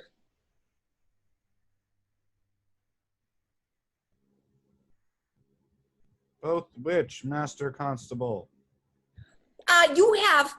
I knew it would be your answer. Well, for your favor, sir, why give God thanks and make no boast of it, and for your writing and reading, let that appear where there is no need of such vanity.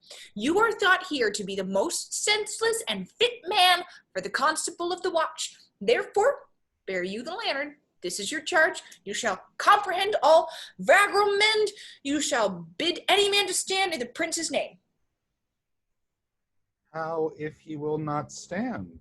Why, then take no note of him, but let him go, and presently call the rest of the watch together, and thank God you are rid of a knave. If he will not stand when he is bidden, he is none of the prince's subjects. True, and they are to meddle with none but the prince's subjects. You shall also make no noise in the streets, for the watch to babble and to talk is most tolerable and not to be endured. You would rather sleep than talk. We know what belongs to a watch. Why, you speak like an ancient and most quiet watchman, for I cannot see how sleeping should offend. Only have a care that your bills be not stolen. Well, you are to call all the alehouses and bid those that are drunk get them to bed. How if they will not? Why, then let them alone till they are sober. If they make you not, then the better answer you may say they are not the men you took them for. Well, sir.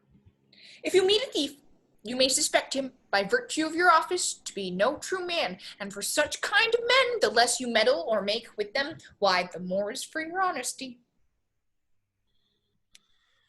If we know him to be a thief, shall we not lay hands on him? Truly, by your office you may, but I think that they touch pitch will be defiled. The most peaceable way for you, if you do take a thief, is to let him show himself what he is and steal out of your company. You have been always called a merciful man, partner. Truly, I would not hang a dog by my will, much more a man who hath any honesty in him. If you hear a child cry in the night, you must call to the nurse and bid her still it. How if the nurse be asleep and will not hear us? Why, then depart in peace and let the child wake her with crying. For the ewe that will not hear her lamb when it baws will never answer a calf when he bleats. 'Tis very true. 'Tis the end of the charge. You, constable, are to present the prince's own person. If you meet the prince in the night, you may stay him. Hey, by'r lady, that I think he cannot. 5 shillings on to one on it, with any man that knows the statutes, he may stay him, marry, not without the prince be willing, for indeed the watch ought to offend no man, and it is an offence to stay a man against his will. Fire lady, I think it be so. Ha, ha, ha. Well, masters, good night. And there be any matter of weight chances, call upon me. Keep your fellows' counsel and your own, and good night. Come, neighbor. Dogberry and Verges begin to exit. Well, masters, we hear our charge. Let us go sit here upon the church bench till 2, and then all to bed. One more word, honest neighbors. I pray you watch about Signor Leonato's door, for the wedding be there tomorrow. There is a great coil tonight, and you be vigilant, I beseech you. Dogberry and Verges exit. Enter Baraccio and Conrad. What, Conrad? Peace, stir not. Conrad, I say. Here, man, I'm at thy elbow. Mass, and my elbow itched. I thought there would a scab follow. I will owe thee an answer for that. And now forward with thy tale. Stand thee close, then, under the penthouse, for it drizzles rain, and I will, like a true drunkard, utter all to thee. Some treason, masters, yet stand close. Therefore know, I have earned of Don John 1,000 ducats. Is it possible that any villainy should be so dear? Thou shouldst rather ask if it were possible any villainy should be so rich. For when rich villains have need of poor ones may make what price they will. I wonder at it. That shows thou art unconfirmed. Thou knowest that the fashion of a doublet or a hat or a cloak is nothing to a man. Yes, it is apparel. I mean the fashion. Yes, the fashion is the fashion. Tush! I may as well say the fool's the fool. But seest thou not what a deformed thief this fashion is? I know that deformed. He has been a vile thief this 7 year. He goes up and down like a gentleman. I remember his name. Didst thou not hear somebody? No, 'twas the vein on the house. Seest thou not, I say, what a deformed thief this fashion is, how giddily he turns about all the hot bloods between 14 and 5 and 30, sometimes fashioning them like Pharaoh's soldiers in the Ricci painting, sometimes like God Bel's priests in the old church window, sometimes like the shaven Hercules in the smirched, worm-eaten tapestry, where his codpiece seems as massy as his club. All this I see, and I see that the fashion wears out more apparel than the man. But art not thou thyself giddy with the fashion too? Shifted out of thy tale into telling me of the fashion? Not so, neither, but know that I have tonight wooed Margaret, the Lady Hero's gentlewoman, by the name of Hero. She leans me out her mistress's chamber window, bids me 1,000 times good night. I tell this tale vilely. I should first tell thee how the prince, Claudio, and my master, planted and placed and possessed by my master Don John, saw afar off in the orchard this amiable encounter. And thought they Margaret was Hero? 2 of them did, the prince and Claudio, but the devil my master knew she was Margaret, and partly by his oaths, which first possessed them, partly by the dark night, which did deceive them, but chiefly by my villainy, which did confirm any slander that Don John had made. Away went Claudio enraged, swore he would meet her as he was appointed next morning at the temple, and there, before the whole congregation, shame her with what he saw o'ernight, and send her home again without a husband. We charge you in the prince's name, stand! Call up the right master constable. We have her here recovered the most dangerous piece of lechery that ever was known in the Commonwealth. And when deformed is one of them. I know him, he wears a lock. Enter Dogberry, Verges, and Second Watchman. Masters! You'll be made bring deformed forth, I warrant you. Masters, never speak. We charge you, let us obey you to go with us. We are like to prove a goodly commodity, being taken up of these men's bills. The commodity in question, I warrant you. Come, we'll obey you. They exit Act 3, Scene 4. Early the next morning, Hero prepares for the wedding. Beatrice enters, suffering, as she says, from a bad cold, but Hero and Margaret tease her about being in love with Benedict. Scene 4, enter Hero and Margaret and Ursula. Good Ursula, wake my cousin Beatrice and desire her to rise.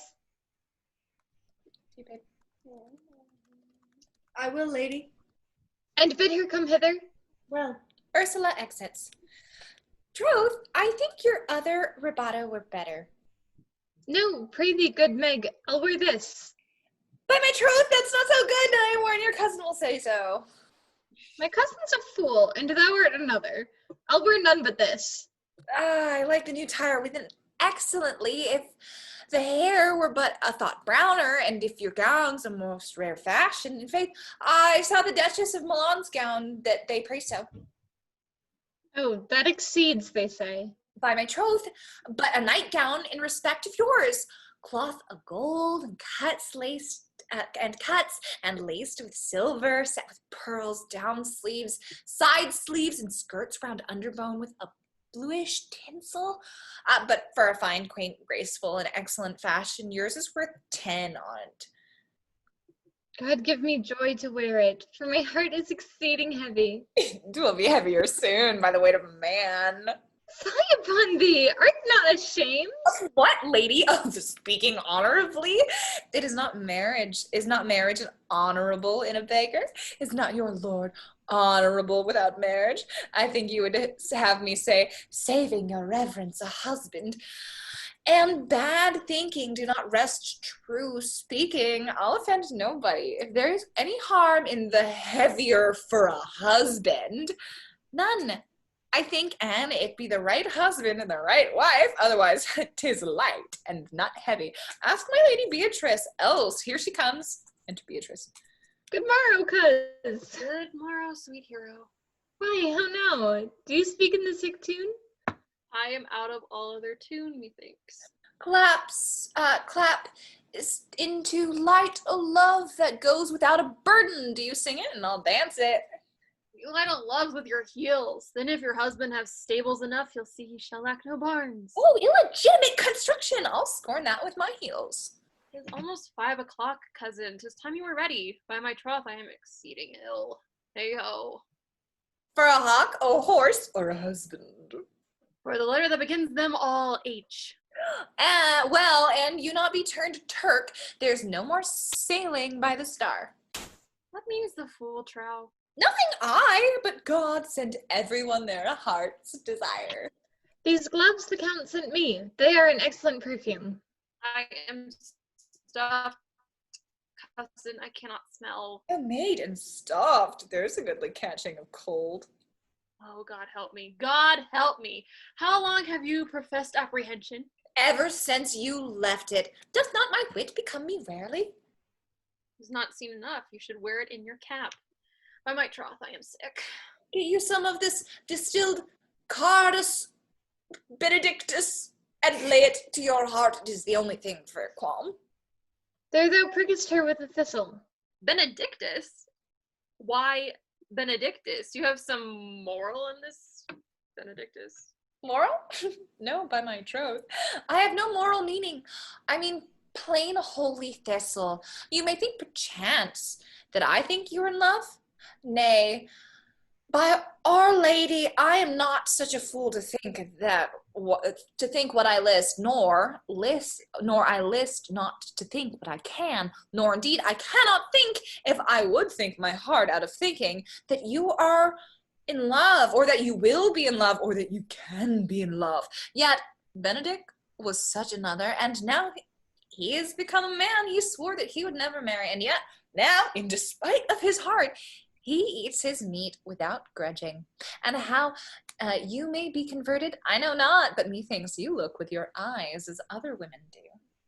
What pace is this that thy tongue keeps? Not a false gallop. Enter Ursula. Madam, withdraw. The prince, the court, Signor Benedict, Don John, and all the gallants of the town are coming to fetch you to church. Help to dress me, good cuz, good Meg, good Ursula. They exit. Act 3, Scene 5. Dogberry and Verges try to tell Leonato about the arrest of Baraccio and Conrad, but they are so unintelligible that Leonato impatiently dismisses them, telling them to examine the prisoners. He leaves for the wedding. Scene 5, enter Leonato and Dogberry, the constable and Verges, and the head borough. What would you with me, honest neighbor? Marry, sir, I would have some confidence with you that discerns you merely. Brief, I pray you, for you see it is a busy time with me. Marry, this is it, sir. Yes, in truth, it is, sir. What is it, my good friends? Goodman Verges, sir, speaks a little off the matter. An old man, sir, and his wits are not so blunt as, God help, I would desire they were, but in faith, honest as the skin between his brows. Yes, I thank God I am as honest as any man living, that is, an old man and no honester than I. Comparisons are odorous. Palber's neighbor Verges. Neighbors, you are tedious. Oh, it pleases your worship to say so, but we are the poor duke's officers. But truly, for mine own part, if I were as tedious as a king, I could find it in my heart to bestow it all of your worship.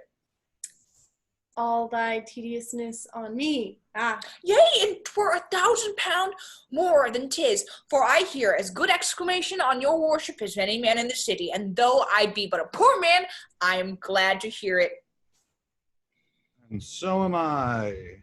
I would faith know what you have to say. Marry, sir, our watch tonight, accepting your worship's presence, hath ta'en a couple of as errant knaves as any in Messina. A good old man, sir, he will be talking, as they say, when the age is in, the wit is out. God help us, it is a world to see. But well said, in faith, neighbor Verges. Well, God's a good man, and 2 men ride of a horse, one must ride behind. An honest soul, faith, sir, by my troth he is, as ever broke bread, but God is to be worshipped. All men are not alike, alas, good neighbor. Indeed, neighbor, he comes too short of you. Gifts that God gives. I must leave you. Oh, one word, sir. Our watch, sir, have indeed comprehended 2 auspicious persons, and we would have them this morning examined before your worship. Take their examinations yourself and bring it to me. I am now in great haste, as it may appear unto you. Oh, it shall be suffragance. Drink some wine ere you go. Farewell. Fare you well. Enter a messenger. My lord, they say for you to give your daughter to her husband. I'll wait upon them. I am ready. He exits with the messenger. Go, good partner. Go get you Francis C. Cole. Bid him to bring his pen and inkhorn to the jail. We are now to examination these men. And we must do it wisely. We will spare for no wit, I warrant you. Here's that shall drive some of them to a non-come. Only get the learned writer to set down our excommunication and meet me at the jail. They exit. Act 4, Scene 1. At the wedding, Claudio publicly denounces Hero as a lewd woman. He is supported in his story by Don Pedro and Don John. Hero faints as her accusers depart. The friar believes in her innocence and proposes that Leonato announce that she has died. This news, the friar thinks, will make Claudio remember his love for her. After the other departs, Benedict and Beatrice admit they love each other, and Benedict reluctantly agrees to challenge Claudio to a duel. Scene 1. Enter the prince, John the Bastard, Leonato, friar, Claudio, Benedict, Hero, and Beatrice with attendants. Come, fair Friar Francis, be brief only to the plain form of marriage, and you shall recount their particular duties afterwards. You come hither, my lord, to marry this lady. No. To be married to her, friar, you come to marry her. Lady, you come hither to be married to this count. I do. If either of you know any inward impediment why you should not be conjoined, I charge you on your souls to utter it. Are you any hero? None, my lord. Know you any count? I dare make his answer none. Oh, what men dare do, what men may do, what men daily do, not knowing what they do. Oh no, interjections! Why then, some be of laughing! Stand thee by, friar. Father, by your leave, will you with free and unconstrained soul give me this maid, your daughter? As freely, son, as God did give her me. What have I to give you back whose worth may counterpoise this rich and precious gift? Nothing unless you render her again. Sweet prince, you learn me noble thankfulness. There, Leonato, take her back again. Give not this rotten orange to your friend. She's but the sign and semblance of her honor. Behold how like a maid she blushes here. Oh, what authority and show of truth can cunning sin cover itself withal? Comes not that blood as modest evidence to witness simple virtue? Would you not swear, all you that see her, that she were a maid, but by these exterior shows, but she is none? She knows the heat of a luxurious bed. Her blush is guiltiness, not modesty. What do you mean, my lord? Not to be married, not to knit my soul to an approved wanton. Dear my lord, if you in your own proof have vanquished the resistance of her youth and made defeat of her virginity. I know that you would say, if I have known her, you will say she did embrace me as a husband, and so extenuate the forehand sin. No, Leonato, I never tempted her with word too large, but as brother to his sister, showed bashful sincerity and comely love. And seemed I ever otherwise to you? Out on thee seeming. I will write against it. You seem to me as Diane in her orb, as chaste as is the bud air to be blown. But you are more intemperate in your blood than Venus, or those pampered animals that rage in savage sensuality. Is my lord well that he doth speak so wide? Prince, why speak not you? Why should I speak? I stand dishonored that have gone about to link my dear friend to a Carmen Stale. Are these things spoken, or do you have a dream? Sir, they are spoken, and these things are true. This looks not like a nuptial. True, oh God! Leonato, stand I here? Is this the prince? Is this the prince's brother? Is this face heroes? Are our eyes our own? All this is so, but what of this, my lord? Let me but move one question to your daughter, and by that fatherly and kindly power that you have in her, bid her answer truly. I charge thee do so, thou art my child. God defend me, how I am beset. What kind of catechizing call you this? To make you answer truly to your name. Is it not Hero? Who can blot that name with any just reproach? Mary, that can Hero. Hero itself can blot out Hero's virtue. What man was he talked with you yesternight out your window betwixt 12 and 1? Now, if you are a maid, answer to this. I talked with no man at that hour, my lord. Why then are you no maiden? Why then are you no maiden? Leonato, I am sorry you must hear. Upon my honor, myself, my brother, and this grieved count did see her, hear her, and that our last night's talk with a ruffian at her chamber window, who hath indeed, most like a liberal villain, confessed the vile encounters that have had 1,000 times in secret. Fie, they are not to be named, my lord, not to be spoke of. There is not chastity enough in language without offense to utter them. Thus, pretty lady, I am sorry for thy much misgovernment. O hero, what a hero hadst thou been, if half thy outward graces had been placed about thy thoughts and counsels of thy heart.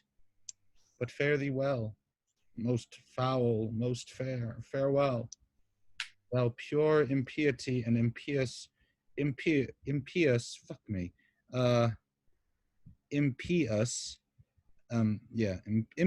purity, for thee I'll lock up all the gates of love, and on my eyelid shall conjecture hang. to turn all beauty into thoughts of harm, and never shall it more be gracious. Hath no man's dagger here a point for me? Hero falls. Why, how now, cousin? Wherefore sink you down? Come, let us go. These things come thus to light, smother her spirits up. Claudio, Prince, and Don John exit. How doth the lady? Dead, I think. Help, uncle! Hero! Why, hero, uncle! Sir Benedict! Friar!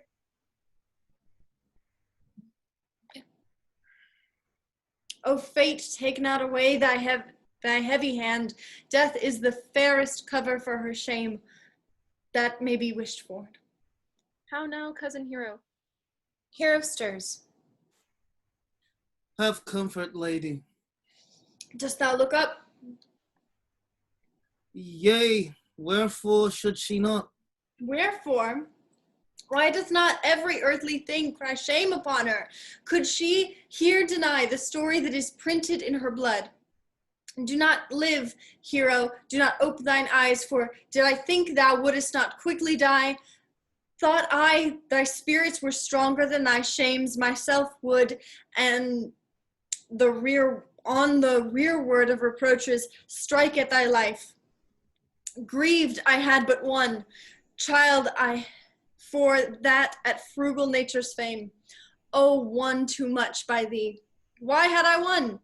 Why ever wast thou lovely in mine eyes?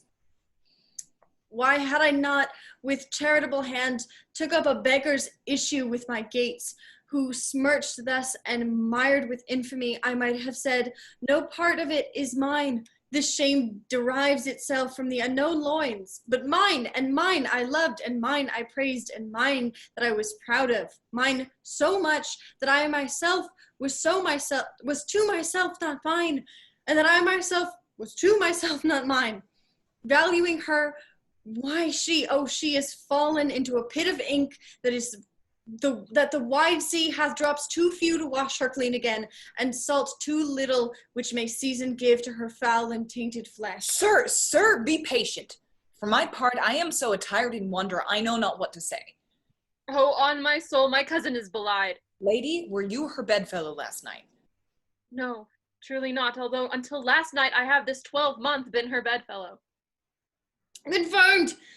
Confirmed, oh, that is the strongest maid which was before barred up with the ribs of iron.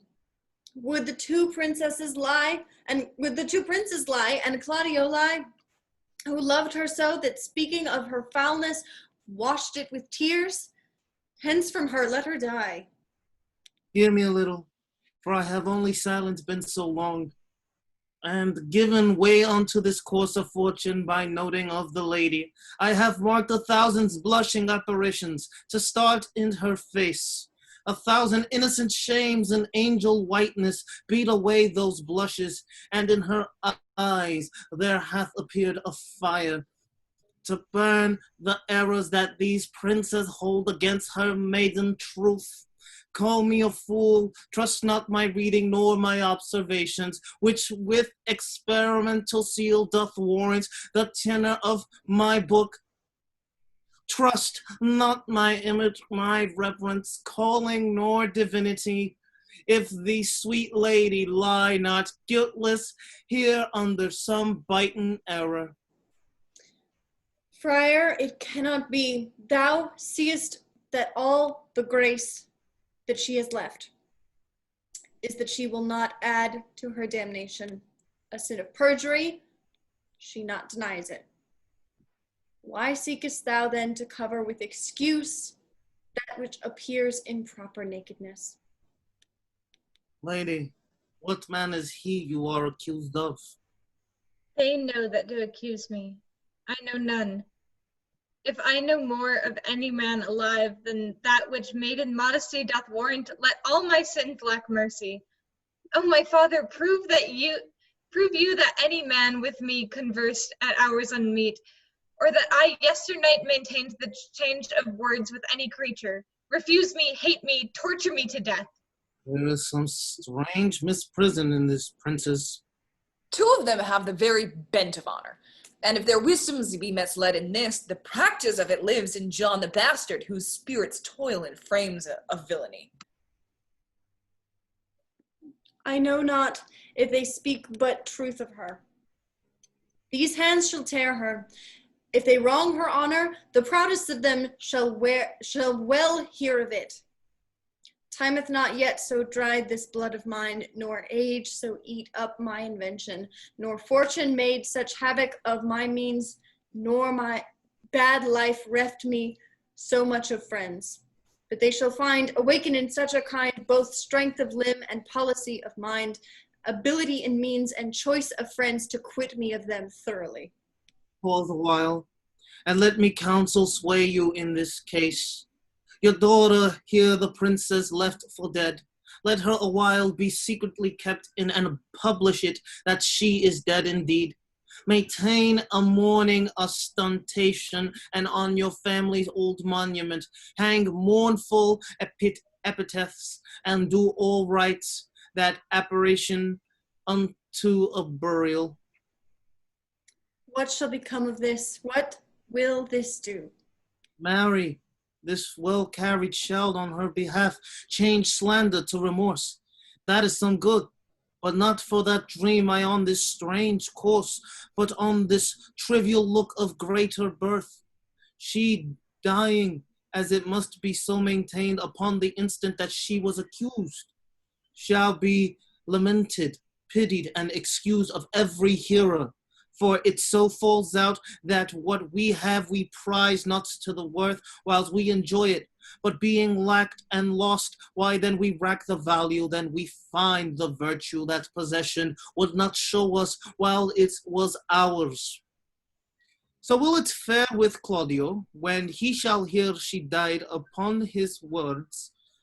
The idea of her life shall sweetly creep into this study of imagination, and every lovely organ of her life shall come apparelled in more precious habit, more moving, delicate, and full of life into the eye and prospect of his soul than when she lived indeed. Then shall he mourn if ever love had interest in his liver, and wish he had not so accused her. No, thou he thought his accusation true, let this be so. And doubt not but success will fashion the event in better shape than I can lay it down in likelihood. But if all aim but this be leveled false, the suspicion of the lady's death will quench the wonder of her infamy. And if it sorts not well, you may conceal her as best befits her wounded reputation in some reclusive and religious life, out of all eyes, tongues, minds, and injuries. Signor Leonato, let the friar advise you, and though you know my inwardness and love is very much unto the prince and Claudio, yet by mine honor I will deal in this as secretly and justly as your soul should with your body. Being that I flow in grief, the smallest twine may leave me. 'Tis well consented, presently away, for two strange sores strangely they strain the cure. Come, lady, die to live. This wedding day perhaps is but prolonged. Have patience and endure. All but Beatrice and Benedict exit. Lady Beatrice, have you wept all this while? Yea, and I will weep a while longer. I will not desire that. You have no reason, I do it freely. Surely I do believe your fair cousin is wronged. Well, how much might the man deserve of me that would right her? Is there any way to show such friendship? A very even way, but no such friend. May a man do it? It is a man's office, but not yours. I love nothing in the world so well as you. Is that not strange? As strange as the thing I know not. If it were as possible for me to say I love nothing so well as you. But believe me not. And yet I lie not. I confess nothing, nor I deny nothing. I'm sorry for my cousin. By my sword, Beatrice, thou lovest me. Do not swear and eat it. I will swear by it that you love me, and I will make him eat it that says I love not you. Will you not eat your word? With no sauce that can be devised to it, I'll protest. I love thee. Why then God forgive me. What offense, sweet Beatrice? You have stayed me in a happy hour. I was about to protest I loved you. And do it with all thy heart. I love you with so much of my heart that none is left to protest. Come, bid me do anything for thee. Kill Claudio. Not for the one world. You kill me to deny it. Farewell. She begins to exit. Tarry, sweet Beatrice. I am gone, though I am here. There is no love in you. Nay, I pray you let me go. Beatrice, In faith, I will go. we'll be friends first. You dare easier be friends with me than fight with mine enemy? Is Claudio thine enemy? Is he not approved in the height a villain that hath slandered, scorned, and dishonored my kinswoman? Oh, that I were a man! What, bear her in hand until they come to take hands, and then with public accusation, uncovered slander, unmitigated rancor, oh God, that I were a man! I would eat his heart in the marketplace. Hear me, Beatrice. Talk with a man out a window? Proper saying. Nay, but Beatrice. Sweet hero, she is wronged. She is slandered. She is undone. Beatrice. Princes and counties, surely a princely testimony, a goodly count. Count Comfict, a sweet gallant, surely. Oh, that I were a man for his sake. Oh, that I had any friend would be a man for my sake. But manhood is melted into curtsies, valor into compliment, and men are only turned into tongue, and trim ones too. He is now as valiant as Hercules that only tells a lie and swears it. I cannot be a man with wishing. Therefore I will die a woman with grieving. Tarry, good Beatrice, by this hand I love thee. Use it for my love some other way than swearing by it. Think you in your soul that the Count Claudio hath wronged Hero? Yea, as sure as I have a thought or a soul. Enough. I am engaged. I will challenge him. I will kiss your hand, and so I will leave you. By this hand, Claudio shall render me a dear account. As you hear of me, so think of me. Go, comfort your cousin. I must say she is dead, and so farewell. They exit. Act 4, Scene 2. Dogberry ineptly questions Borachio and Conrad about the deception of Claudio and Don Pedro. The sexton has Borachio and Conrad bound and orders them to taken to Leonato. Scene 2. Enter the constables, Dogberry and Verges, and the town clerk or sexton in gowns with the watch, Conrad and Borachio. We're gonna need help for this.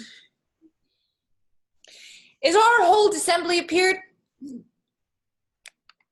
Oh, a stool and a cushion for the sexton.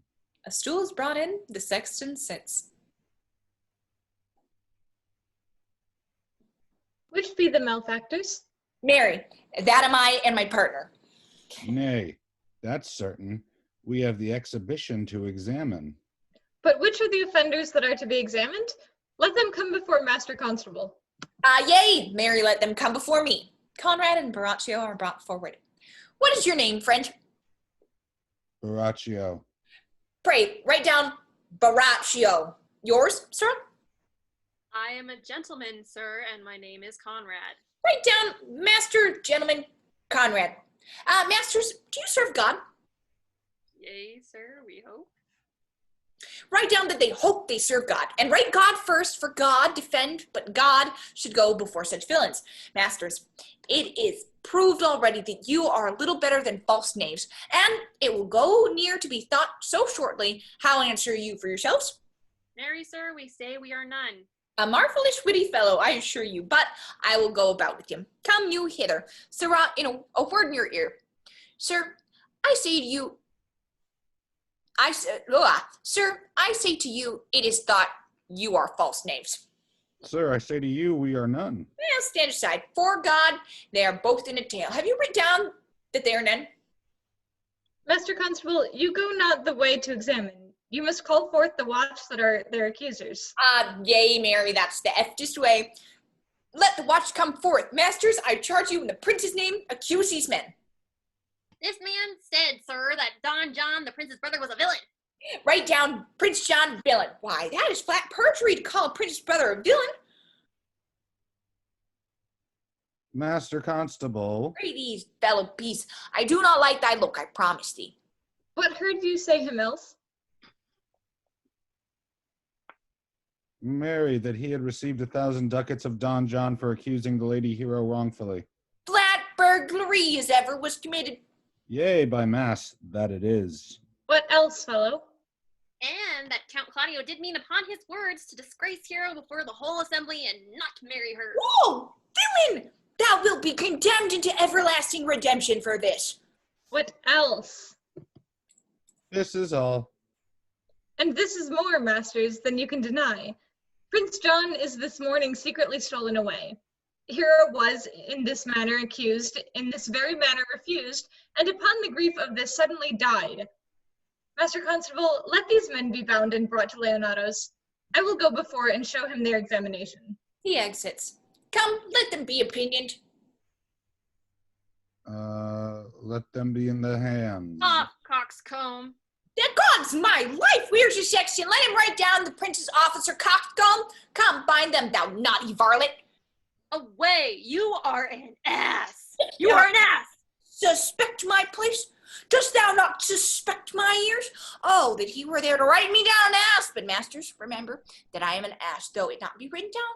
Yet forget not that I am an ass. No, villain, thou art full of piety, and shall be proved upon thee by good witness. I am a wise fellow, which is more an officer, and which is more a householder, and which is more as pretty a piece of flesh as any is in Messina, and one that knows the law.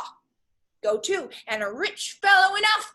Go to, and a fellow that hath losses, and one that hath 2 gowns, and everything handsome about him. Bring him away. Oh, and that I had been written down an ass. They exit. Act 5, Scene 1. Leonato and his brother tell Claudio and Don Pedro of Hero's death and attempt to challenge them to a duel. Benedict succeeds in issuing his challenge to Claudio. Dogberry and the prisoners enter, and Claudio and Don Pedro learn about the trick that was played on them. They also learn that Don John has fled from Messina. Having been convinced of Hero's innocence, Claudio begs Leonato's forgiveness and is told that he must sing an epitaph at Hero's tomb that night. The next morning, he may marry Leonato's niece. Enter Leonato and his brother. If you go on thus, you will kill yourself, and 'tis not wisdom thus to second grief against yourself. I pray thee cease thy counsel, which falls into mine ears as profitless as water into a sieve. Give me not counsel, nor let me comfort, delight mine ear, nor let comforter delight mine ear, but such as a one whose wrongs do suit with mine. Bring me a father that so loved his child, whose joy of her is overwhelmed like mine, and bid him speak of patience, measure his woe the length and breadth of mine, and let it answer every strain for strain. And thus for thus, and such a grief for such, in every lineament, branch, shape, and form, if such a one will smile and stroke his beard, bid sorrow wag, cry him, and when he should groan, patch grief with proverbs, make misfortunes drunk with cradle wasters, bring him yet to me, and I of him will gather patience, that there is no such man, for brother men can counsel and speak comfort to that grief which they themselves not feel, but tasting it, their counsel turns to passion, which before would give precipital medicine to rage. Fester strong madness in a silken thread, charm ache with air, and agony with words. No, 'tis all men's office to speak patience to those that wring under the load of sorrow, but no man's virtue, nor sufficiency to be so moral when he shall endure the like himself. Therefore give me no counsel, my griefs cry louder than advertisement. Therein do men from children nothing differ. I pray thee peace. I will be flesh and blood, for thee was never yet philosopher that could endure the toothache patiently. However, they have writ the style of gods and made a push at chance and sufferance. Yet bend not all the harm upon yourself. make those that do offend you suffer too. There thou speakest reason. Nay, I will do so. My soul doth tell me Hero is belied, and that shall Claudio know, so shall the prince and all of them, and thus dishonor her. Enter Prince and Claudio. Here comes the prince and Claudio hastily.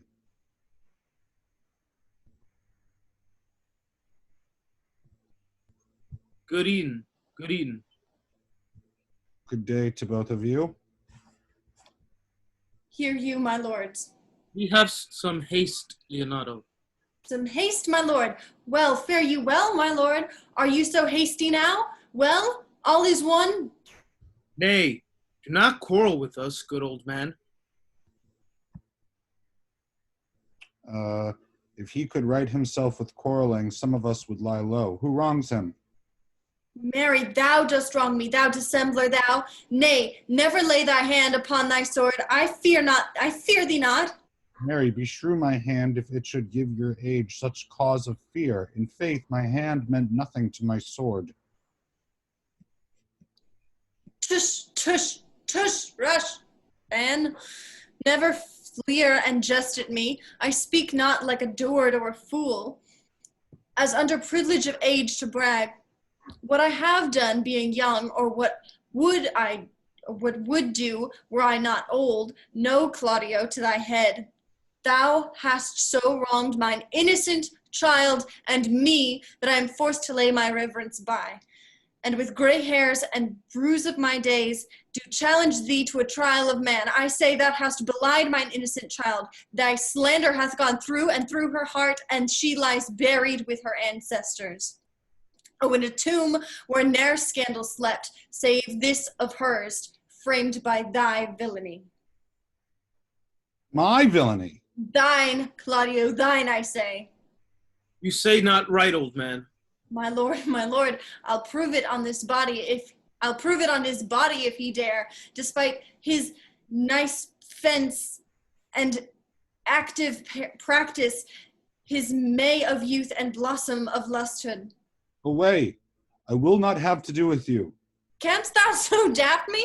Thou hast killed my child. If thou killest me, boy, thou shalt kill a man. He shall kill two of us, and men indeed. But that's no matter. Let him kill one first. Win me and wear me. Let him answer me. Come, follow me, boy. Come, sir boy, come, follow me, sir boy. I'll whip you from your foining fence. Nay, as I am a gentleman, I will. Brother. Content yourself. God knows I loved my niece, and she is dead. Slandered to death by villains that dare as well answer a man indeed as I dare take a serpent by the tongue. Boys, apes, braggarts, jacks, milksops. Brother Anthony. Hold you content. What, man? I know them, yea, and what they weigh even to the utmost scruple, scambling, outfacing, fashion-monging boys that lie and cog and flout, deprave and slander, go antically and show outward hideousness, and speak of half a dozen dangerous words, how they might hurt their enemies if they durst, and this is all. But Brother Anthony. Come, 'tis no matter. Do not you meddle. Let me deal in this. Gentlemen, both, we will not wake your patience. My heart is sorry for your daughter's death. But on my honor, she was charged with nothing but what was true and very full of proof.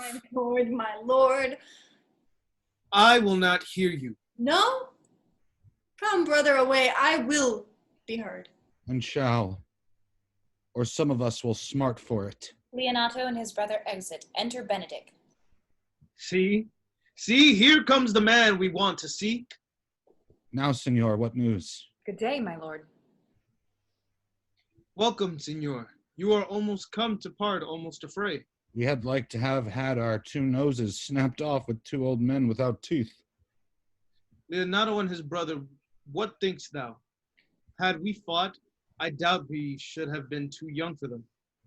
In a false quarrel there is no true valor. I came to seek you both. We have been up and down to seek thee, for we are high-proof melancholy and would fain have it beaten away. Wilt thou use thy wit? It is in my scabbard. Shall I draw it? Dost thou wear thy wit by thy side? Never any did so. though very many have been beside their wit. I will bid thee draw, as we do the minstrels. Draw to pleasure us. As I am an honest man, he looks pale. Art thou sick or angry? What? Courage, man. What thou care killed a cat? Thou hast mettle enough in thee to kill care. Sir, I shall meet your wit in the career. And if you charge it against me, I pray you choose another subject. Nay, then give him another staff. This last was broke cross. By this light he changes more and more. I think he be angry indeed.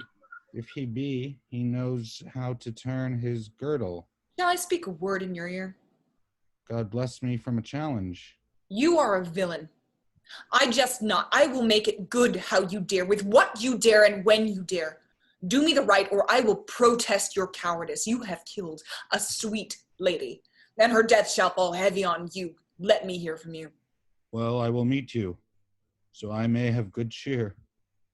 What? A feast? A feast? A faith, I thank him. He hath bid me to a calf's head and a capon, the which if I do not carve more curiously, say my knife's naught. Shall I not find a woodcock too? Sir, your wit ambles well. It goes easily. I'll tell thee how Beatrice praised thy wit the other day. I said, thou hast a fine wit. True, said she, a fine little one. No, said I, a great wit. Right, says she, a great gross one. Nay, said I, a good wit. Just, said she, it hurts nobody. Nay, said I, the gentleman is wise. Certain, said she, a wise gentleman. Nay, said I, he hath the tongues. That I believe, said she, for he swore a thing to me on Monday night, which he forswore on Tuesday morning. There's a double tongue, there's two tongues. Thus did she an hour together transshape thy particular virtues. Yet at last she concluded with a sigh, thou wast the properest man in Italy. For the which she wept heartily, and said she cared not. Yea, that she did. But yet for all that, and if she did not hate him deadly, she would love him dearly. The old man's daughter told us all. All. And moreover, God saw him when he was hid in the garden. But when shall we set the savage bull's horns and the sensible Benedict's head? Yea, and text underneath, here dwells Benedict, the married man. Fare you well, boy. You know my mind. I will leave you now to your gossip-like humor. You break jests as braggarts do their blades, which, God be thanked, hurt not. My lord, for your many courtesies I thank you. I must discontinue your company. Your brother, the bastard, is fled from Messina.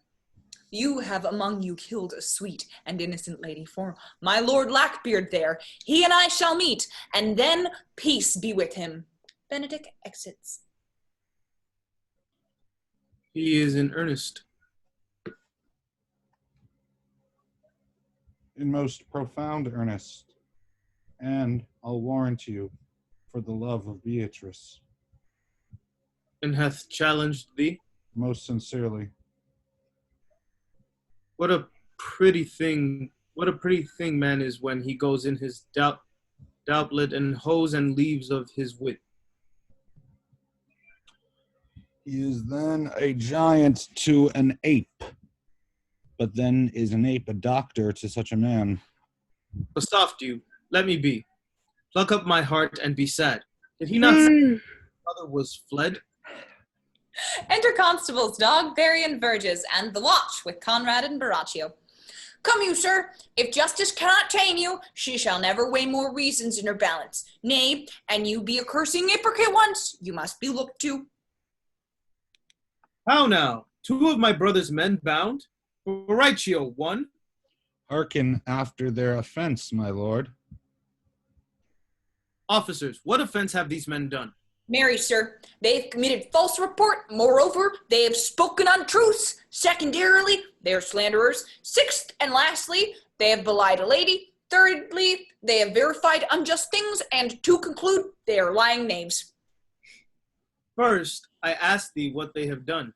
Thirdly, I ask thee what their offense. Sixth, and lastly, why they are committed, and to conclude what you lay to their charge. Rightly reasoned, and in his own division.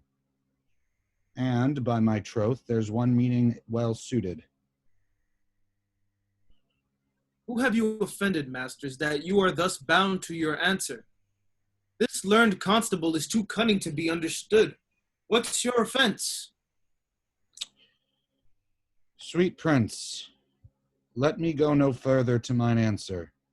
Do you hear me? Then let this count kill me. I have deceived even your very eyes. What your wisdoms could not discover, these shallow fools have brought to light, who in the night overheard me confessing to this man how Don John, your brother, incensed me to slander the lady hero, how you were brought into the orchard and saw me court Margaret in hero's garments, how you disgraced her when you should marry her. My villainy they have upon record, which I had rather seal with my death than repeat over to my shame. The lady is dead upon mine and my master's false accusation. And briefly, I desire nothing but the reward of a villain. Runs not this speech like iron through your blood? I have drunk poison whilst he uttered it.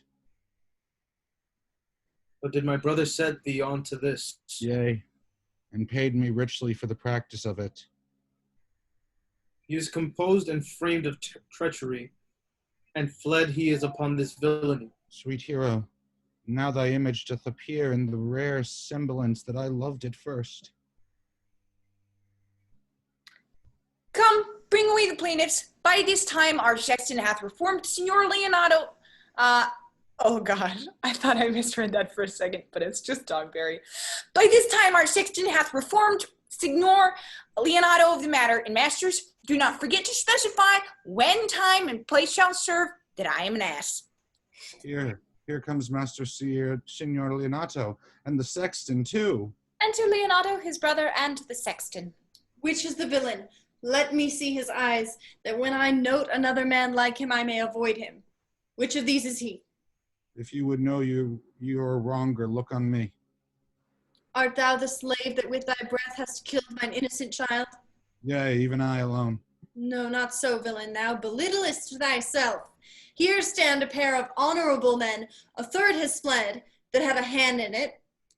I thank you, princes, for my daughter's death. Record it with your high and worthy deeds. 'Twas bravely done, if you bethinks you of it. I know not how to pray your patience, yet I must speak. Choose your revenge yourself. Impose me to what penance your invention can lay upon my sin. Yet sinned I not, but in mistaking. By my soul nor I, and yet to satisfy this good old man, I would bend under any heavy weight that he'll enjoin me to. I cannot bid you bid my daughter live. That were impossible, but I pray you both, possess the people in Messina here how innocent she died. And if your love can labor aught in sad invention, hang her an epitaph upon her tomb and sing it to her bones. Sing it tonight. Tomorrow morning come you to my house, and since you could not be my son-in-law, be yet my nephew. My brother hath a daughter, almost a copy of my child that's dead, and she alone is heir to both of us. Give her the right you should have giveth my daughter, and so dies my revenge. O noble sir, your overkindness doth wring tears from me. I do embrace your offer and dispose for henceforth of poor Claudio. Tomorrow, then I will expect your coming. Tonight I take my leave. This naughty man shall face to face be brought to Margaret, who I believe was packed in all this wrong, hired to it by your brother. No, by my soul she was not, nor knew what she did when she spoke to me, but always hath been just and virtuous in anything that I do know by her. Moreover, sir, which is indeed not under white and black. This plaintiff here, the offender, did call me ass. I beseech you, let it be remembered in his punishment. And also the watch heard them talk of one deformed. They say he wears a key in his ear and a lock hanging by it, and borrows money in God's name, the which he hath used so long and never paid, that men grow hard-hearted, and will learn nothing for God's sake. Pray you examine him upon that point. I thank thee for thy care and honest pains. Your worship speaks like a most thankful and reverent youth, and I praise God for you. There's for thy pains. God save the foundation. Go, I discharge thee of thy prisoner, and I thank thee. I leave an errant knave with your worship, and I beseech your worship to correct yourself for the example of others. God keep your worship. I wish your worship well. God restore you to health. I humbly give you leave to depart, and if a merry meeting may be wished, God prohibit it. Come, neighbor. Dogberry and Verges exit. Until tomorrow morning, lords. Farewell. Farewell, my lords. We look for you tomorrow. We will not fail. Tonight, I'll mourn with Hero. Bring you these fellows on. We'll talk with Margaret. How her acquaintance grew with this lewd fellow. They exit. Act 5, Scene 2. Benedict tells Beatrice that he has challenged Claudio. They are summoned to Leonato's house with the news that Hero's innocence has been proved. Scene 2. Enter Benedict and Margaret. Oh, gosh. Pray thee, sweet Mistress Margaret, deserve well at my hands by helping me to the speech of Beatrice. Will you then write me a sonnet in praise of my beauty? In so high a style, Margaret, that no man living shall come over it, for in most comely truth thou deservest it. To have no man come over me? Why then shall I always keep below stairs? Thy wit is as quick as the greyhound's mouth it catches, and yours as blunt as the fencer's foils, which hit but hurt not. A most manly wit, Margaret, it will not hurt a woman, and so I pray thee call Beatrice. I'll give thee the bucklers. Give us the swords. We have bucklers of our own. If you use them, Margaret, you must put them in the pikes with a vice, and they are dangerous weapons for maids. And I will call Beatrice to you, who I think hath legs, and therefore will come. Margaret exits. He sings, the God of love that sits above and knows me and knows me, how pitiful I deserve.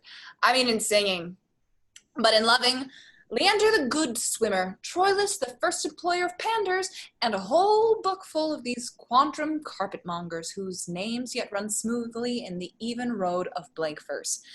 Why, they were never so truly turned over and over as my poor self in love. Mary, I cannot show it in rhyme. I have tried, but I cannot find out a rhyme to lady but baby, an innocent rhyme. For scorn, horn, hard rhyme. For school, fool, a babbling rhyme. Very ominous endings. No, I was not born under a rhyming planet, nor can I woo in festival terms. Enter Beatrice. Sweet Beatrice, wouldst thou come when I called thee? Yea, Signor, and depart when you bid me. Oh, but stay till then. Then is spoken, fare you well now, and ere I go, let me go with what I came. Wait, with that I came, which is with knowing what hath passed between you and Claudio. Only foul words, and thereupon I will kiss thee. Foul words is but foul wind, and foul wind is but foul breath, and foul breath is noisome. Therefore I will depart unkissed. Thou hast frighted the world out of his right sense, so forcible is thy wit. But I must tell thee plainly. Claudio undergoes my challenge, and either I must shortly hear from him, or I will subscribe him a coward. And I pray thee now tell me, for which of my bad parts did thou first fall in love with me? For all of them together, for them all together, which maintains so politic a state of evil that they will not admit any good part to intermingle with them. But for which of my good parts did you first suffer love for me? Suffer love, a good epitaph. I do suffer love indeed, for I love thee against my will. In spite of your heart, I think. Alas, poor heart of you, spite it for my sake, I will spite it for yours, for I will never love that which my friend hates. Thou and I are too wise to woo peaceably. It appears not in this confession. There's not one wise man among 20 that will praise himself. An old instance, Beatrice, that lived in the time of good neighbors. If a man do not erect in this age his own tomb ere he dies, he shall live no longer in monument than the bell rings and the widow weeps. And how long is that, think you? Question. Why in an hour in clamor and a quarter in room? Therefore it is most expedient for the wise, if Don Worm, his conscience, find no impediment to the contrary, to be the trumpet of his own virtues, as I am to myself. So much for praising myself, who, I myself will bear witness, is praiseworthy. And now, tell me, how doth your cousin? Very ill. And how do you? Very ill, too. Serve God, love me, and mend? There I will leave you too, for here comes one in haste. Enter Ursula. Madam, you must come to your uncle. Yonder's old coil at home. It is provided my lady Hero hath been falsely accused, the prince and Claudio mightily abused, and Don John is the author of it all, who's fled and gone. Will you come presently? Ursula exits. Will you go hear this news, senor? I will live in thy heart, die in thy lap, and be buried in thine eyes. And moreover, I will go with thee to thine uncle's. They exit. Act 5, Scene 3. Claudio appears at Leonato's family tomb and has a song sung for Hero and hangs a scroll on the tomb. Scene 3. Enter Claudio, Prince, and 3 or 4 lords with tapers and musicians. Is this the monument of Leonato? It is, my lord.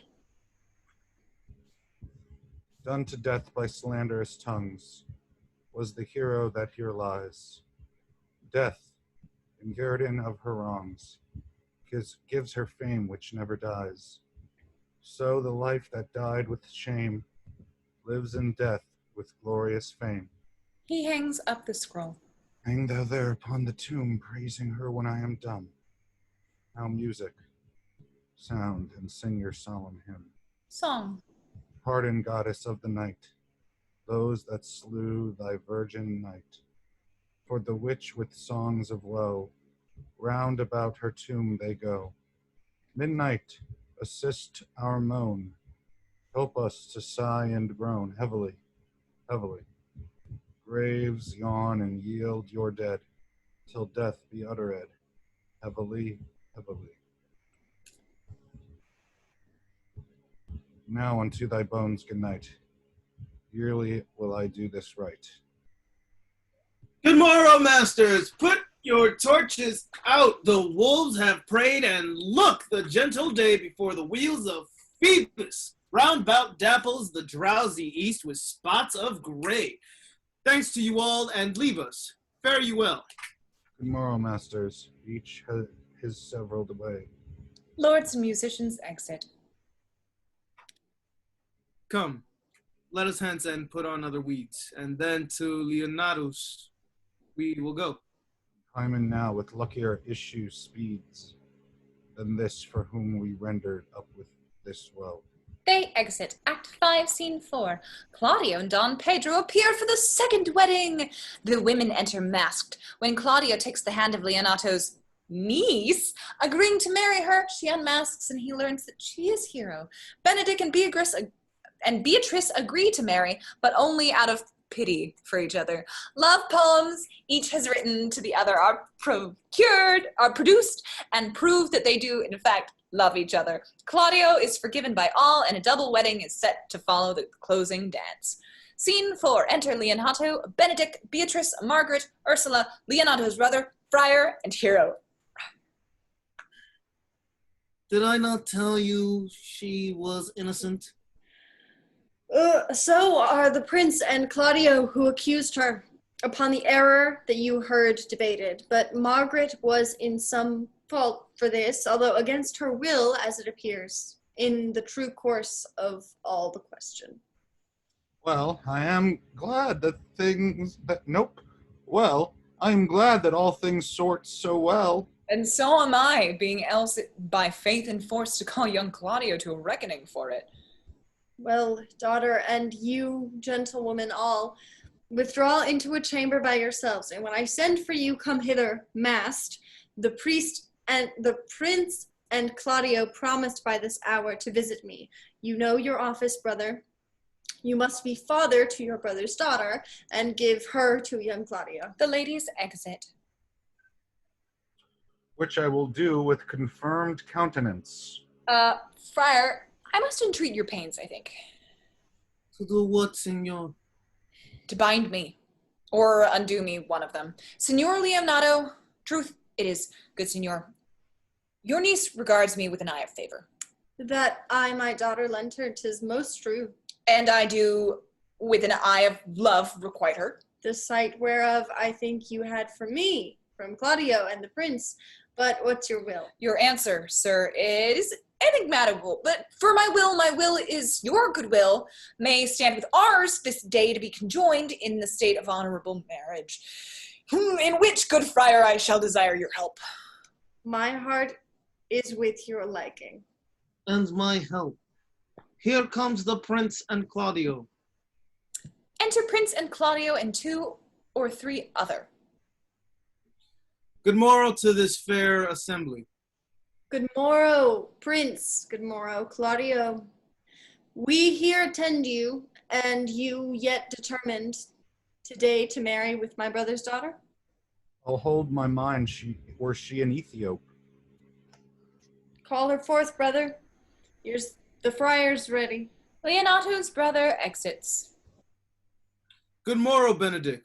Why, what's the matter that you have such a February face, so full of frost, of storm, and cloudness? I think he thinks upon the savage bull.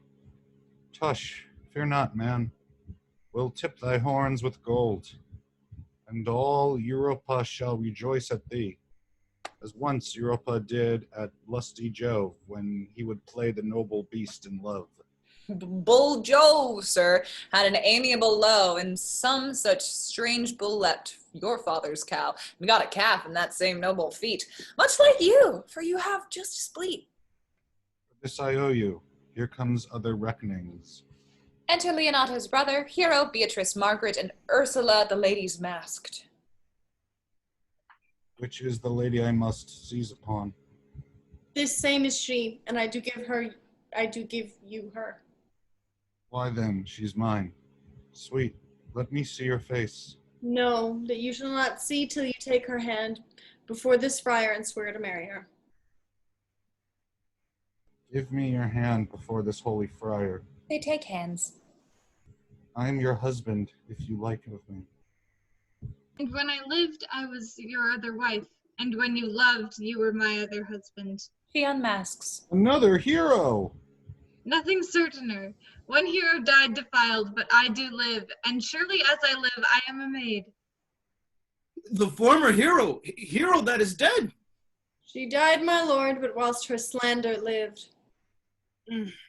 All this amazement can I qualify. When after that holy rites are ended, I'll tell you largely of fair hero's death. Meantime, let wonder seem familiar, and to the chapel let us presently. Soft and fair, friar. Which is Beatrice? I answer to that name. What is your will? Do not you love me? Why, no. No more than reason. Why then your uncle and the prince and Claudio have been deceived. They swore you did. Do not you love me? Troth, no. No more than reason. Why then my cousin Margaret and Ursula are much deceived, for they did swear you did. They swore that you were almost sick for me. They swore that you were well nigh dead for me. That 'tis no such matter. Then do you not love me?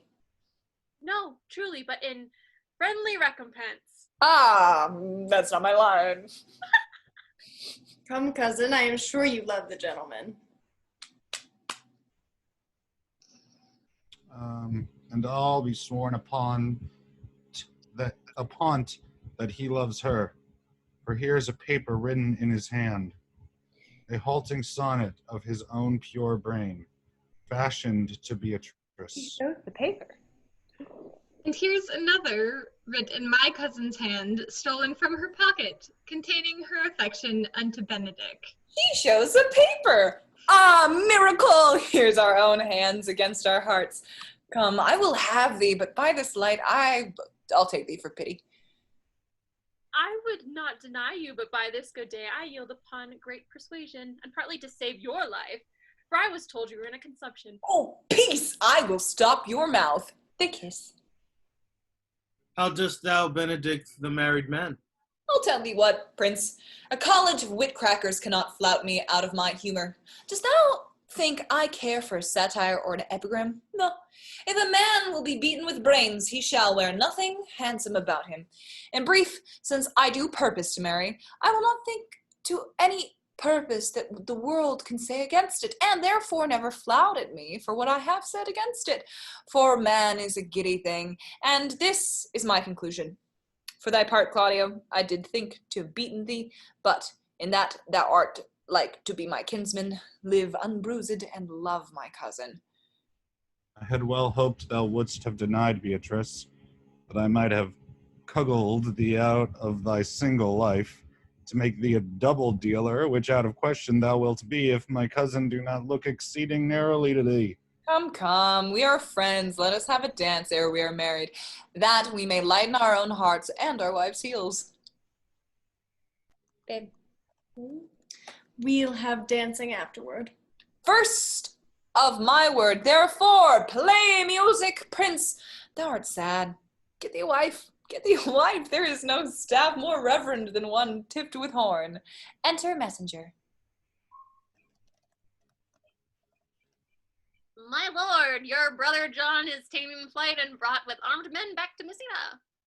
Think not on him till tomorrow. I'll decide thee brave punishments for him. Strike up, pipers! Music plays, they dance, they exit.